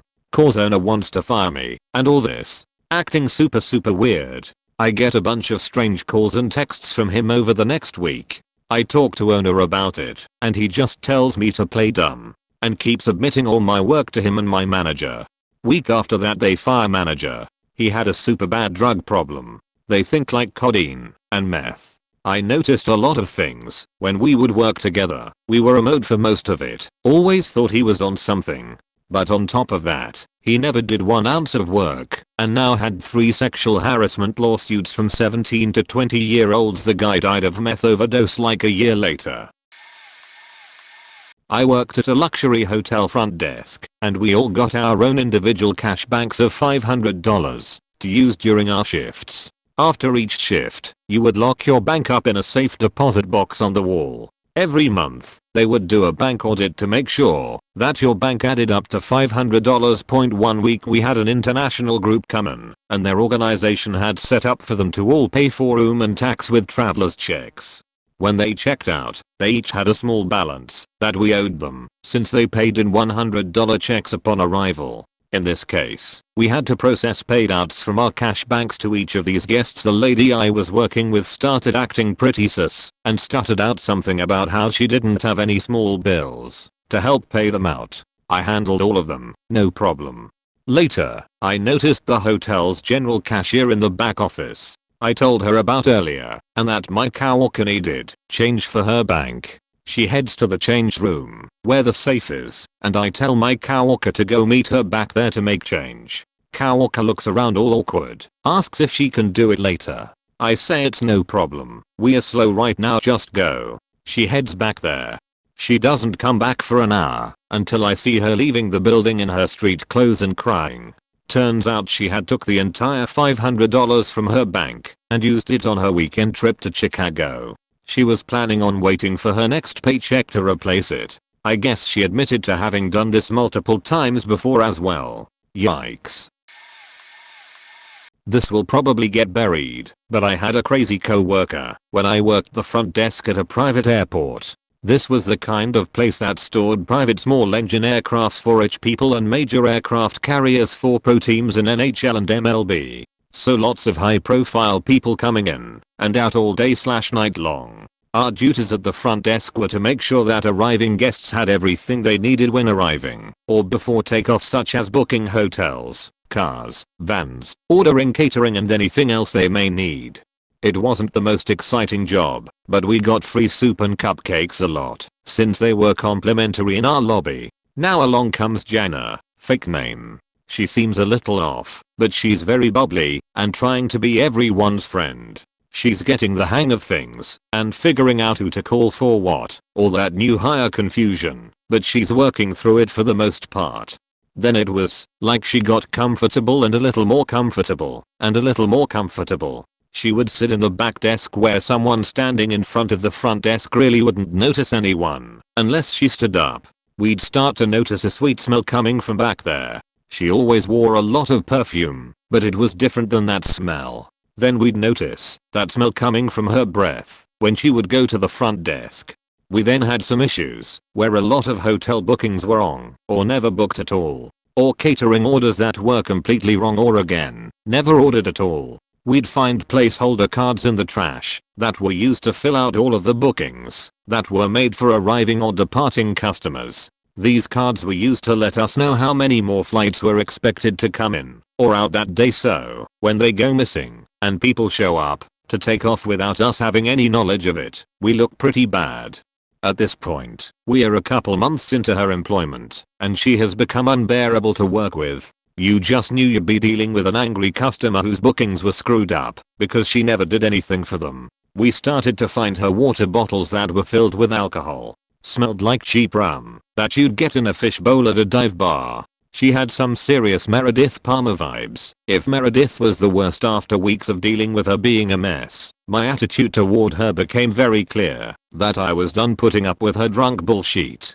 And she noticed. One day I'm standing behind the counter talking face to face with a customer about his needs before takeoff. She decides this is the perfect time to confront me about why I have been acting cold towards her. She's slurring her words and getting very close to my face, all while I'm still trying to talk to this customer. The customer can see I'm getting irritated with her and says that I should continue my conversation with her and then I can help him. He was thinking he was about to see a girl fight. Eventually I was able to tell Jana that as soon as I'm done helping this customer I will speak with her. I told her that we all know she is drunk every single day that she comes in. We all know she is the one throwing out place cards and screwing up bookings and orders. She just went in full defense mode and said it was all a lie. She went to management and said I was bullying her. I was already actively looking for a new job and told management my side of the story with all of the evidence to back me up. I ended up quitting soon after, and last I heard, the company paid for her to go to rehab. This one ended up being a low-level embezzlement scheme, but we found out about it through a complaint.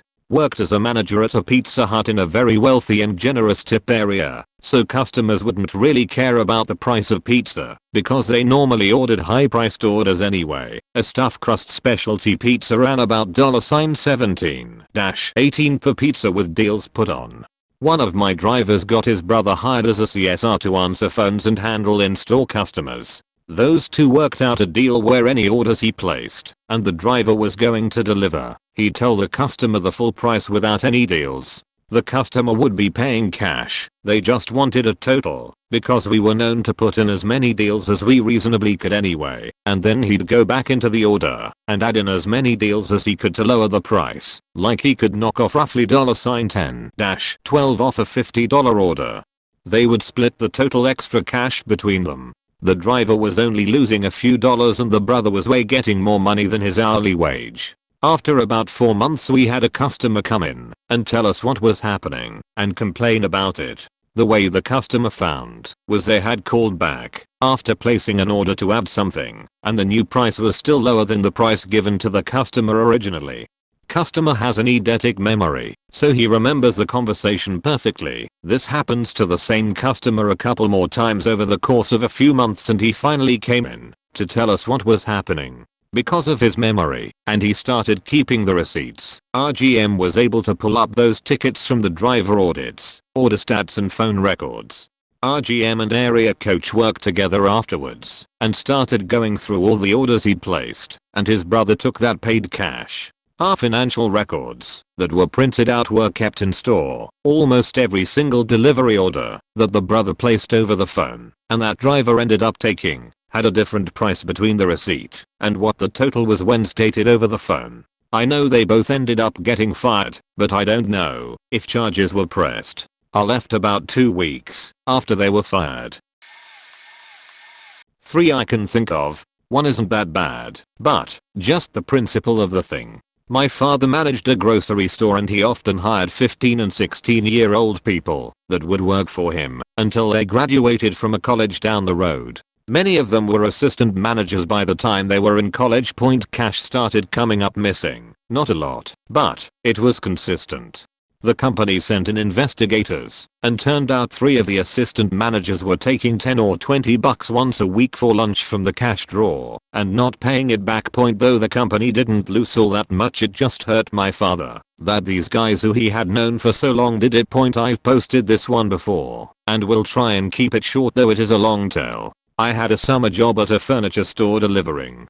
Guy I worked with was in his 50s and worked there since he was 15. This guy, to hear him talk, was king of the world, had 2 college degrees, tested Genius IG, could do all the framing, roofing, cabinet building, and roofing on a house. He could do electrical too, but was not licensed. He was also a car mechanic. But he couldn't get a better paying job because in this town it isn't what you know, it is who you know.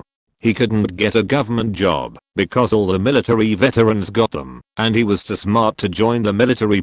Every store we went into on breaks the clerks were kind of rude to him or ignored. Take his money and no, thank you, come again. One clerk wouldn't even hand him his change, just dump it on the counter. We went into one and the clerk looked at me and said, lucky you, working with Mr. Wonderful.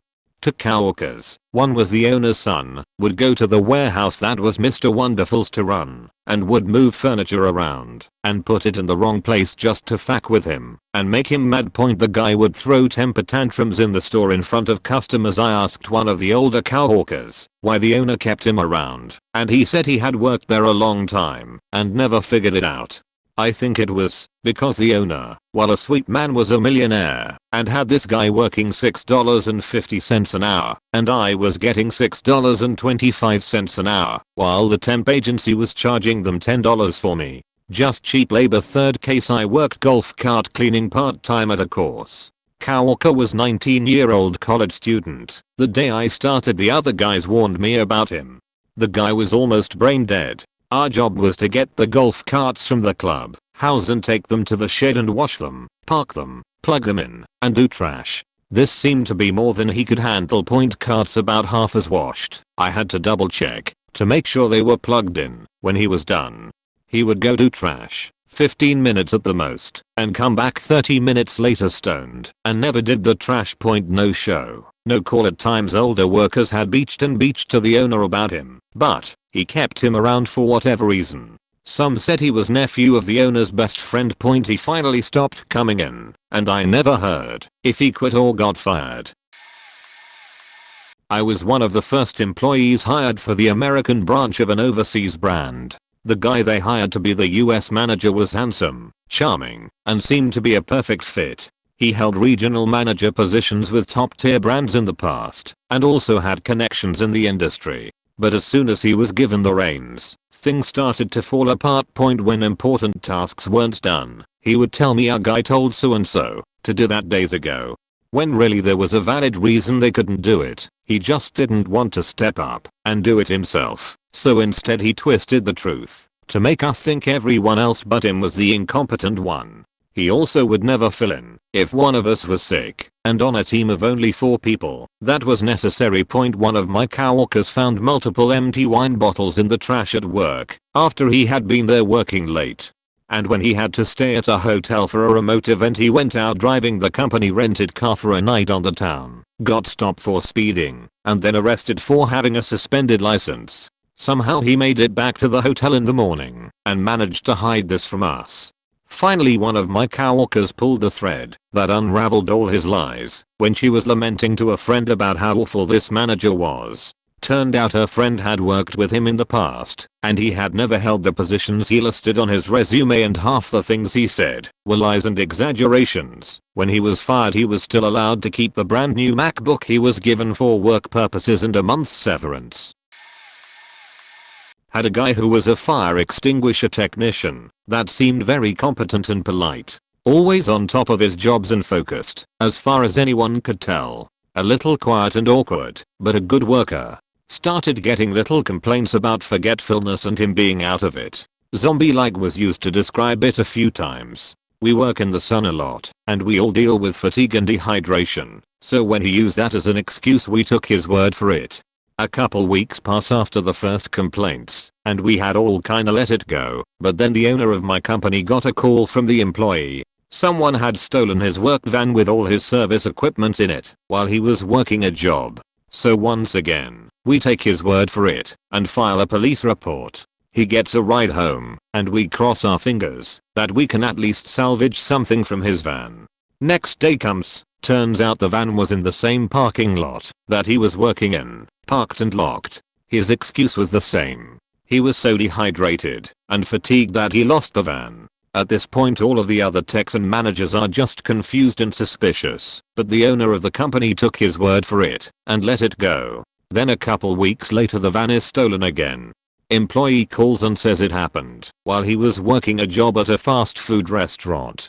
This time the owner decides not to call the police and try to figure out what's going on with his employee. Guy goes Maya. Can't get a hold of the employee at all. The next day the fast food restaurant manager calls and asks us why is your service van parked behind my building? Turns out the employee left his service van open with all of his tools out, with all of the things he was working on still at the back of the van, as if he just walked away in the middle of a job. And as it turns out he did. The employee was strung out on opiates, and he kept getting too high to remember where he was and where he parked, so he just lied and said it was stolen. Twice. So he would go to find some place to get high, and it would wipe his memory like an Etch-a-Sketch, rendering him incapable of finding his vehicle or continuing to work. Would rather put the company through a bunch of BS than just admit he had problem. The owner fired him, then a year later rehired him, much to my chagrin. But, guess what? He did the same exact thing again, just not in a vehicle. After his driving privileges were stripped, my boss put him to work in the shop. He did alright for a while, was sober and even had an interlock system on his personal vehicle, so you could assume he at least wasn't drinking. That would be wrong though. A trainee I had at the shop walked into the break room to see him high and drunk as hell pissing all over himself and my damn carpet. That finally convinced the owner to fire him for good, but we'll see. Sometimes subtle signs mean nothing. Sometimes they mean a person is going to piss on your floor. Coworker was promoted to our department lead. He was a gigantic brown noser and got raises and promotions through zero merit of his work. Well, this lazy sheet would hang out with the managers in their back office all day instead of doing his job on the sales floor. Just FYI, department leads were basically just the sales floor associates who got to train others and were supposed to be next likely in line for moving to supervisor or manager positions. Basically, assistant to the assistant manager. So one day, my department manager comes up one day asking why the hell I'm still using a method to do a certain thing that the company had been very adamant about changing the process and policy on, ready to write me up. I honestly had no idea and pleaded my innocence. After refusing to sign the write-up and ours getting involved, since they saw it as insubordination at that point, others complained and they did some checking and noticed nobody in the department had taken the required trainings that were supposed to be given by our new lazy as kisser department lead. Now, forgetting to do something is one thing, but he lied when first questioned, saying he did do the trainings. Of course he had nothing to show he actually did do his work, which would normally involve training forms being signed off by each employee, and everyone individually said they hadn't taken any such trainings or known anything. Plus there was nothing on the store cameras to support his dubious claims. This kind of fence leaves a permanent record on your employment with Fortune 500 companies' employers. There is a 3-letter acronym I can't remember, but this guy's career was essentially toast if he left the company to try getting work elsewhere. Guess what the store managers did for him? Swept it all under the rug by quickly giving him a lateral transfer, so he wasn't a department lead anymore, and corporate even allowed it. A year later, after they bounced this guy all around multiple departments, he was promoted to a sales manager despite being in the bottom 5% of gross sales with the company. Sheet still makes my blood boil because I was busting my ass hard trying to get promoted and this guy could literally fuck off, lie, throw me under the bus, get caught, and still fail his way up. This happened a year before COVID kicked in, and we were told to WFH early in 2020. Former co-worker pretty much ghosted on the team that she supported for several years. None of her team members really knew she existed. Those that met her in person only recall seeing her around once or twice a month in the office. Manager knew what was up. She got talked to several times about her problem. She'd behave for a week or so after the talk, but went back to being a no-show. She somehow managed to stay employed for like 2 years before it all came to an end. She never showed up in the office. She never attended meetings, in person or online, when we occasionally were allowed to WFH. After a while, she just didn't bother to log in to even appear to be online. Our department does a total reorg at the start of 2019, and now she reports to a new manager and director. They knew what she was up to, so started to schedule meetings with her. She was 30 minutes late to an afternoon meeting with our director. Her ability to get by with being pretty and bubbly wasn't going to save her now. She was supposed to help with a project and the person who had been pretty much doing the work of 2 people was on vacation. The backup from another team got contacted to do the project because the person doing the job of 2 people was out of office and ghost employee was not doing the project that needed to be done. Phone calls started to happen. Meeting between new manager and new director instantly happened and it eventually turned into her finally being fired. They set a trap. She mindlessly walked into it. They finally had enough recent proof as to what she was up to, and ours finally gave them the green light to fire her. No idea if they ever got her work laptop or phone back. I wonder how long it took her to realize that she no longer had access to log into her work laptop/phone. It shut all of her connections off. That was what probably clued her into the fact that she was fired. I would be willing to bet she had another job for a few years and was skimming a decent paycheck from my employer for several years. Her direct manager is no longer employed either. People knew he let her get away with it. I work in a small company as a project leader. Our project is simply replacing some old devices with new ones in rental apartments. Nothing too hard on muscles or brain. Simple service technician tasks first. I was a bit short on employees. Honestly, we were getting desperate. So we hired this guy even we knew he wasn't the brightest. I trained him for the job. He was muscles. I did paperwork and training him to do the job on his own. One day everyone was getting along and everything was fine. Till he was needed for another project. On his first day on this project, he was told to call us after a certain problematic customer or when something was odd. The lady already missed 5 appointments and was blaming us. But this time she waited with her lawyer. He forgot to drive there. The property management never paid the fee for the missed appointments and as far as I know, they don't pay those fees up to today. Great success. The next week he threw some old electronics into the organic dumpster of a customer. Long story short, we were fined big time. Another great success, he forgot to recharge the tablet he was working with and didn't sync it with our server for a week. When it told me I made him upload every single bit of data he wrote down by hand. Well, he didn't for another week and we couldn't send any invoices because nothing was processed.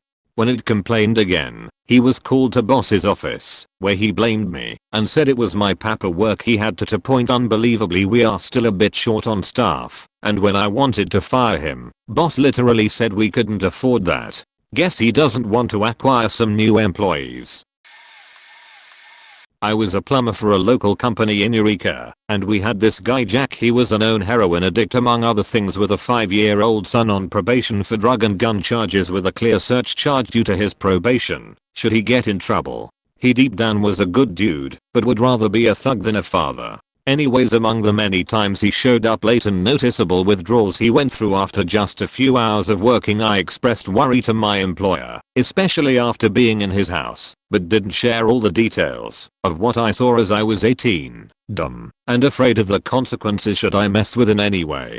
He showed me 10 grand in counterfeit cash, multiple stolen guns, his grow room, and told me he was currently allowing a known fugitive live with him. One particular day I was eating lunch in the van, and when I went back to his place to pick him up, and 5 men armed with pistols were robbing him on his doorstep. I knew if cops came I was in deep shit, so I watched and waited until they were done, and he came back to the van to resume our workday. A week later Jack broke his hand on a Saturday and would not seek medical attention as our boss recommended. Finally, on a ride along with my boss, I told him please don't make me work with him anymore, I genuinely fear for my safety. He was confused, but knew Jack got in trouble frequently, so asked me about what I knew. I told him everything, and he was fired over the phone minutes later. 2 days later his roommate pissed at Jack shot at his feet. AMD swarms of police showed up at Jack's place. With no need for a warrant due to Jack's probation, he was arrested for everything in front of his child. I quit that company 2 months later as well. Also, he did break his hand, but he, rather than having it slammed in a bathroom stall, he broke it beating the fuck out of a dude's face and making him walk from one side of Eureka to the other completely naked over stealing a marijuana clone. My company has corporate housing for engineers as a benefit. Employees don't have to pay to live there, and the housing is usually upscale apartments or condos. We expect our engineers to respect basic upkeep of the residence and whatnot. I heard a complaint from not 1, but 2 employees who were sharing a corporate apartment with Joe. Well, call him Joe. The complaints were that Joe would leave dishes out on the counter, didn't cover any of his food in the microwave, so it would get extremely messy, and he wouldn't clean it, would leave his dog equipment, leashes, pup bags, collars, etc. on the dining room table, would listen to loud TV late into the night, and similar things. He refused to clean up common areas, because I'm not the only one who uses this stuff, so why should I clean it up myself? Joe also had issues with hours, because he didn't think he got paid enough, would complain when we asked him to come into work. He sometimes worked remotely due to anxiety, and was apparently just a general asshole. So, I get another engineer who comes to me one day with all of these complaints about Joe. I go over to the corporate housing, and observe what the complainant had said. Absolutely disgusting, by the way. A layer of dog hair in the carpet an inch thick in some places. Joe was reprimanded by Hours, and ended up quitting not too long after. I often argue with Hours, if someone says they want to quit, if it is over money, and see if I can get their pay bumped, but Joe, I was glad the day he put in his 2 weeks. I feel sorry for his future employers. I did get a request for a reference call about 6 months later. Needless to say, I didn't call them back to help Joe out. Longtime chef first job. One of the sous chefs burst in 50 pounds of mashed potatoes. Had the head chef taste test them with a sheet-eating grin on his face. Happily walked out. Had a sous chef that would come in early morning to prep, but saw on the cameras he would sleep for maybe 3 to 4 hours in the beginning of every shift. The camera angle was bad, but he walked right in front of it to jump up on the prep table, where his shoes wouldn't move for hours. Heard that a 36-year-old coke addict chef held a 16-year-old kid against the wall, quite violently, for talking to the chef's girlfriend. I had watched the kid talking to her. There was nothing uncouth about it. That same chef asked me to come fill in for an hour or two. He had a couch to move. Bartender comes back and asks me if I sold dude cocaine. I said no, I'm here while he moves a couch. Check the cameras. He went straight to the register and took out $200 and left work. I ended up quitting that job because apparently that guy's behavior was a-okay by them. They even let him stay in the apartment upstairs, basically for free. Fry cook ended up putting his arm up to his elbow in fryer oil. Afterwards we found out that he was attempting to stir the food around in the fryer. Turned out he was super faked up on opiates. Dude's arm was trashed. The skin looked like it was just melting off his arm. He pulled it out of the fryer, looked at it calmly for a few seconds, then started screaming bloody murder. At a retail place I worked, there was an assistant manager who would routinely smoke crack on his lunch breaks. Did a lot of weird shit. None of this mattered. What mattered was when he broke into an employee's car and stole her underwear out of her laundry basket. Denied it up and down. Dude had access to the cameras, should have known where they were places. And lastly, worked with this kid for a year. Very quiet kid, awesome to work with, just really hard to get him to ever say much of anything. Imagined he was like that all the time, like he went home and played video games and that was it or something. One day, the state police show up at work. They are looking for quiet kid. Quiet kid had been there, maybe a minute prior. Turns out, he noticed the cops and dipped out the back. Apparently he had been scamming quite a lot of people out of a lot of money. He never came back and was arrested a month later.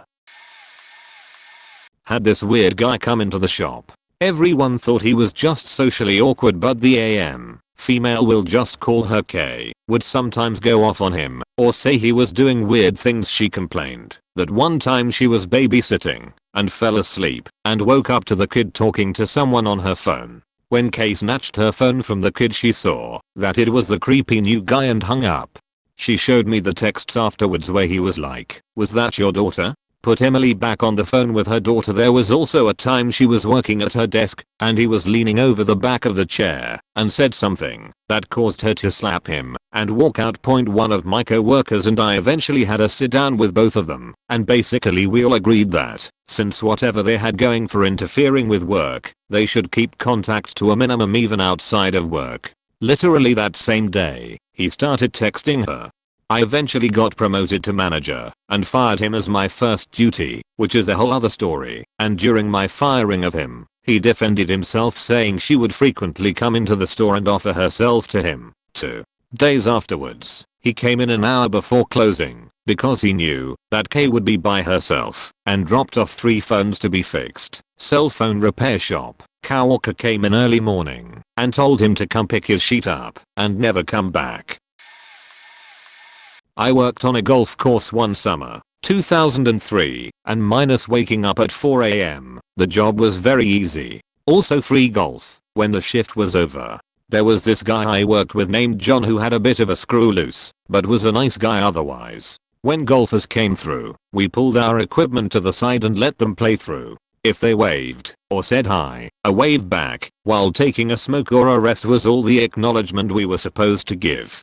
Apparently John was chatty and liked to talk to the golfers, which by and large was harmless, but caused some complaints. I was asked to work with John one day and sort of keep tabs on him. We had a deal with the course restaurant which would make these awesome sandwiches for us, drinks and chips for $5, so that was a daily go-to. I sent John to go pick up our lunches and some time starts to pass.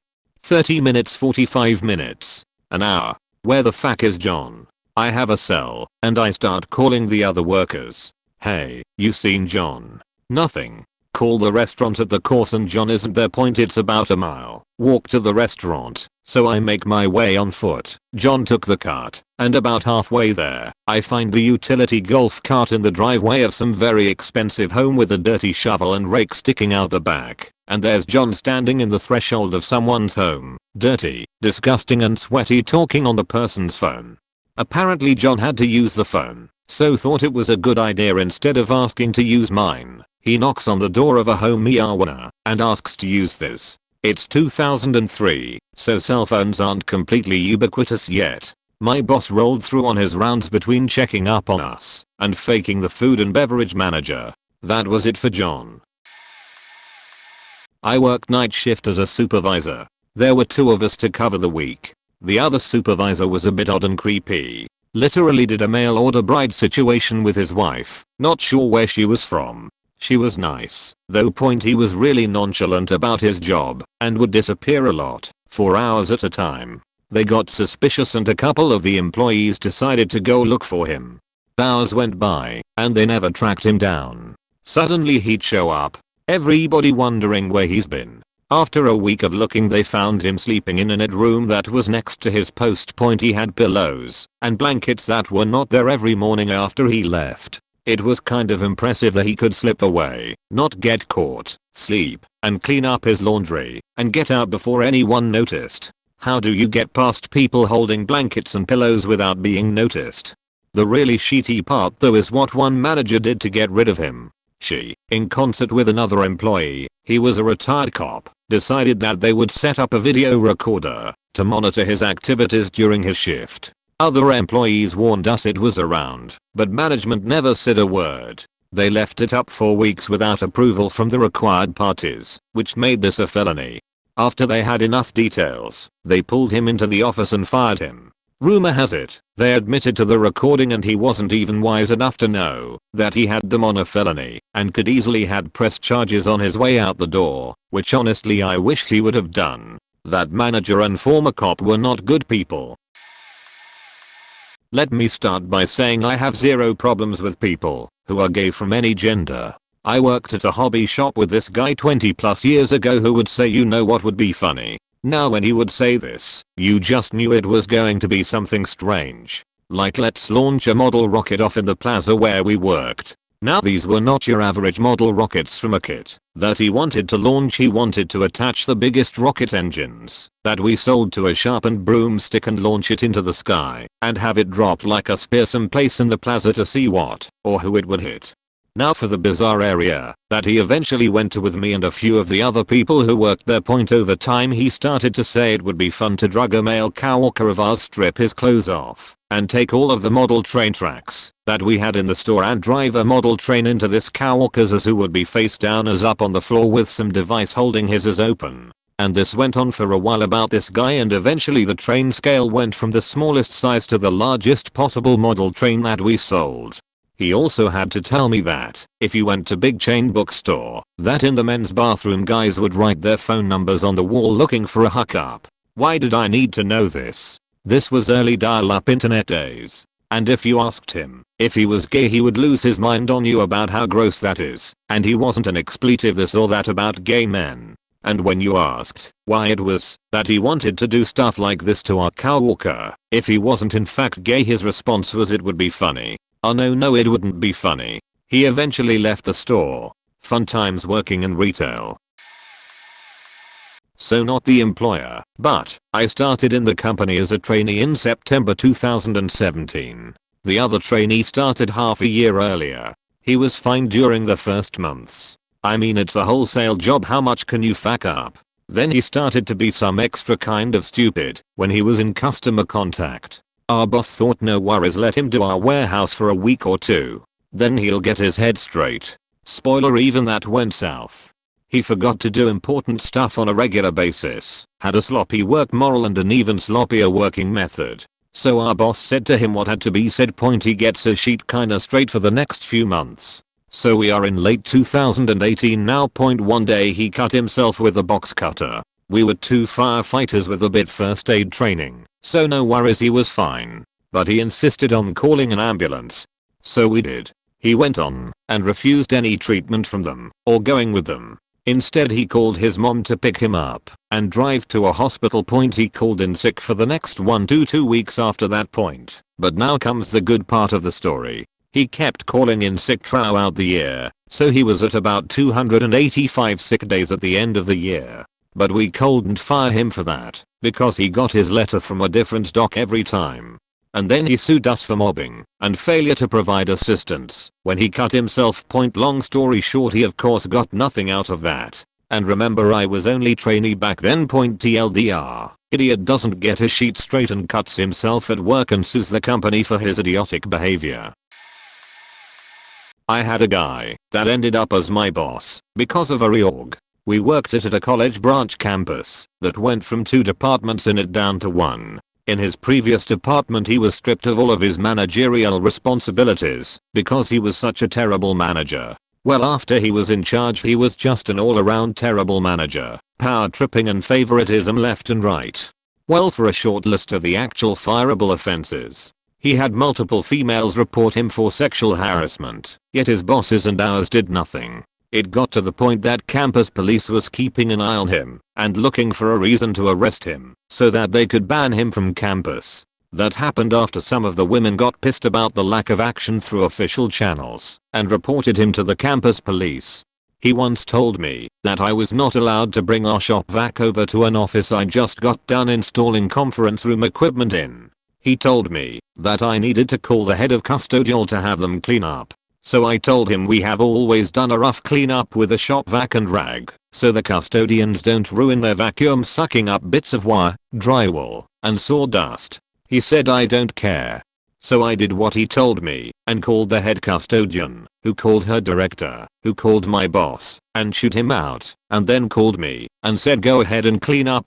He was a big gamer, so he started bringing in his box with another employee and everyone would sew a pizza party and play video games every other Friday during summer. I was okay with that, as we didn't have classes on our campus on Friday and it was summer, so the workload was super low.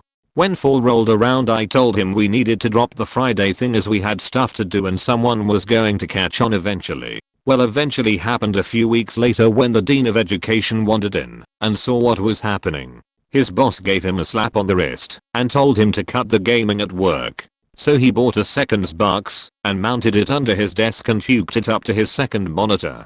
Then he had his boys set up a spare TV and box in our workroom.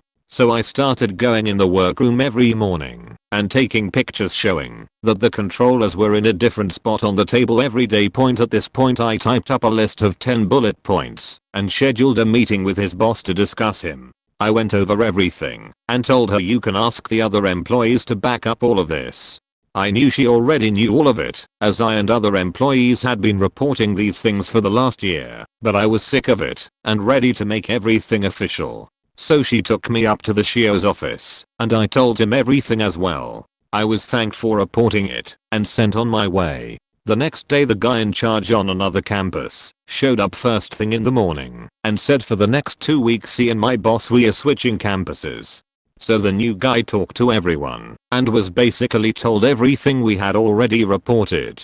Then 2 weeks later our boss was back and nothing changed. A couple months down the road I got a call from a coworker while I was working on someone's computer. She said get back to the office now. When I got back Arshio and my boss's boss were there. They said that my boss just got fired, he is banned from campus, and we now report to his boss.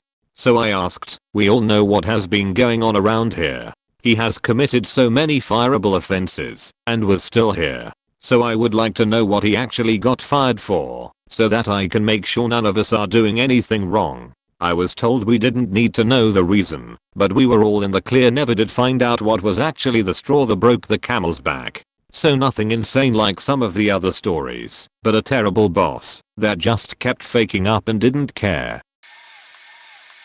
So this is a sales associate and my manager. I worked at a phone store in southwestern PA. I had a regional manager that was just crazy and cheaty person. To my understanding, she would do things that would be on par of how are you fired yet or how are you regional manager for the Northeast chain point. Before getting into the list of crimes, I'll give a little background. She started as a sales rep about 7 years back at the same store and she pretty quickly worked up to be a regional manager. This is a version affiliate of a pretty big phone retailer.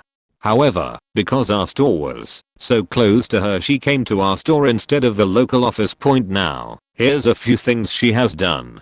Starting with the inappropriate first point, she talked about her sex life pretty vividly to all sales associates, whether we wanted or not. Showed me literal porn while working because the girl does something funny. When all the managers leveled district and up to the Las Vegas headquarters, she had an affair with a district manager.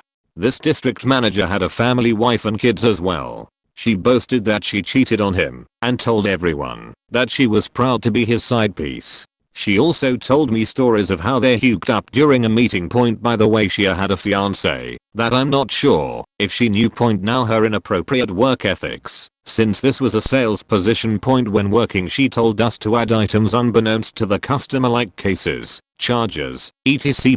onto the customer's bill and say that it's a part of a package. She used to take the trade-in phones and sell them under the table to other people. Found that one out because a random customer told me she told customers that those tablets that phone companies try to sell you on a contract was completely free, no strings attached. Even if a customer said no, she would still add it onto their account. This got tons of people stuck with these tablets. I found out that my mom, luckily she likes the tablet, had the same thing done to her. After I found out what she was doing. I was only there for about 6 months as school started and couldn't stay full time. But when I spoke to an old coworker, he said that because of the numerous complaints of stuff I still don't know about, she was fired. There's tons more, but there's a reason all the stores called her Female Hitler as a nickname. Not my current role, but a cable call center I used to manage. Had a customer complain one of our employees was calling them and threatening to meet them and fake an accident so they could sue them for assault. All this because the customer wanted to add a channel and this 10-year veteran suddenly didn't know how to do her job. When we reviewed the call, the customer was flustered and called her out on this, but we couldn't find any calls on our system from her or any other agent to the customer. Thought the customer was making it all up, but we kept getting complaints. Customer started recording the calls and sent them to us when they got a threat that the offender would sneak in their house at night so they could do some things that would basically end with the customer arrested for at point. When we heard the recording, it was clearly the agent. Customer had phoned with another company, but we were able to work with them to find out what number the agent was calling from. Basically, she was doing this to hundreds of customers. Basically anyone who asked her to do her job. Ours wouldn't let us fire her because she had previously sued the company due to medical and severe, legit, anxiety issues. She was basically allowed to work an hour a week and get paid 40, never had to be held accountable for any of the metrics her peers were, and was still able to get away with this. Craziest rep I ever met. Still didn't expect that. I'm not exactly an employer or even employee, but I think this applies. I'm a teenager. In my town, all students are required to dedicate at least 12 hours a week to community work. It's part of the curriculum. I got one of the smaller animal shelters when I was 14. It isn't very big, housing only about 30 animals at any given time. As far as I know 6 full-time employees, who specifically cares for the animals and its needs, while all the chores are done by the students. I share the same shift with 18 other students. So, about 3 years ago, halfway through the school year, this girl named Alyssa, or however you spell it, got drafted into our division. I didn't know her much, as she was from another school, and she was more assigned to the cats areas, while I did the lawn and general cleanup, but I personally had no problem with her. She talked about divorce a lot, but she was bright and optimistic, and didn't seem to mind volunteer work the few times we talked. A few weeks after she joined, she burned herself while on kitchen duty, scalded herself, sent to the hospital, blah blah blah. Again, really optimistic.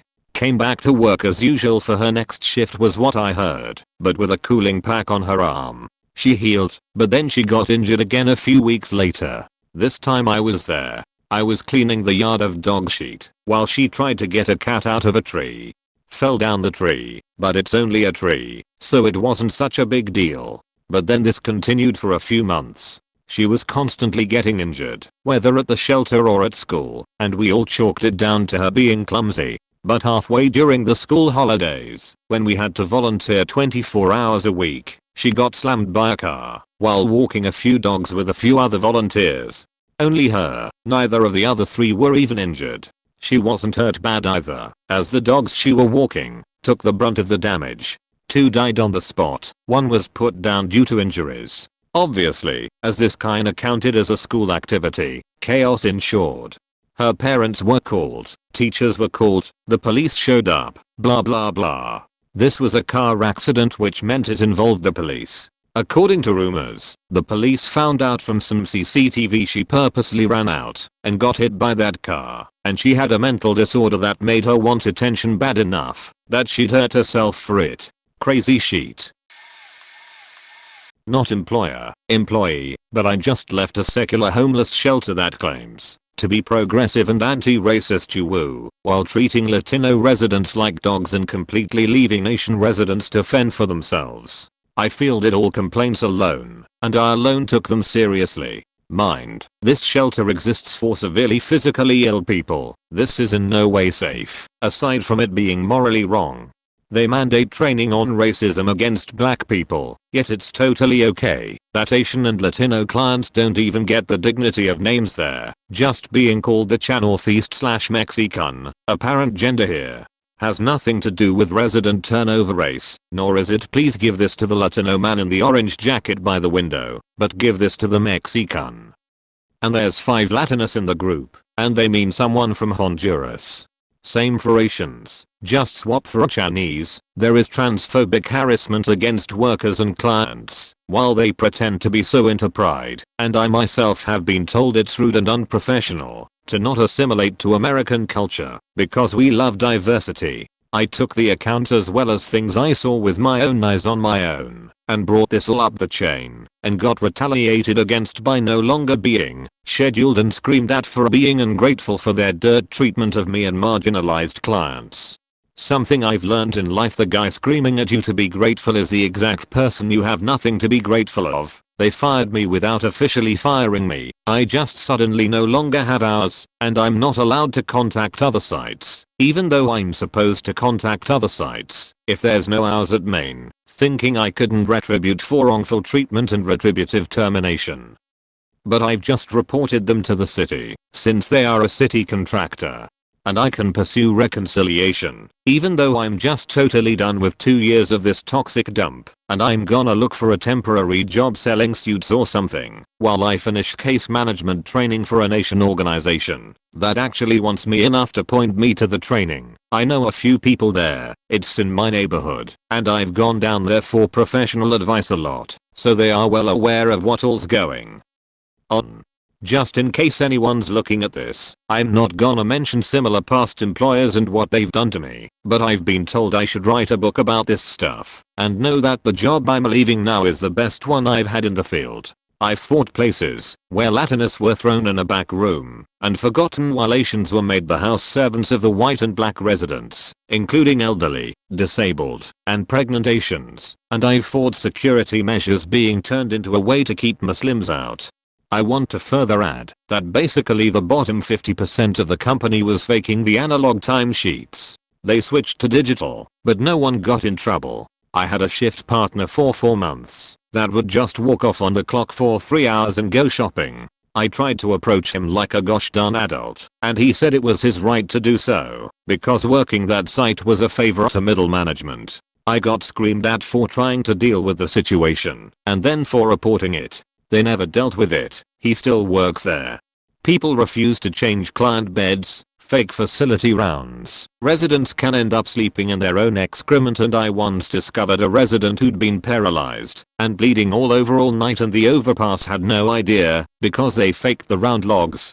People are known to clock in, go to post, sleep all night or punch in, and walk off for hours. They don't get in trouble. I do for trying to change this. Admin loves running a dysfunctional dump.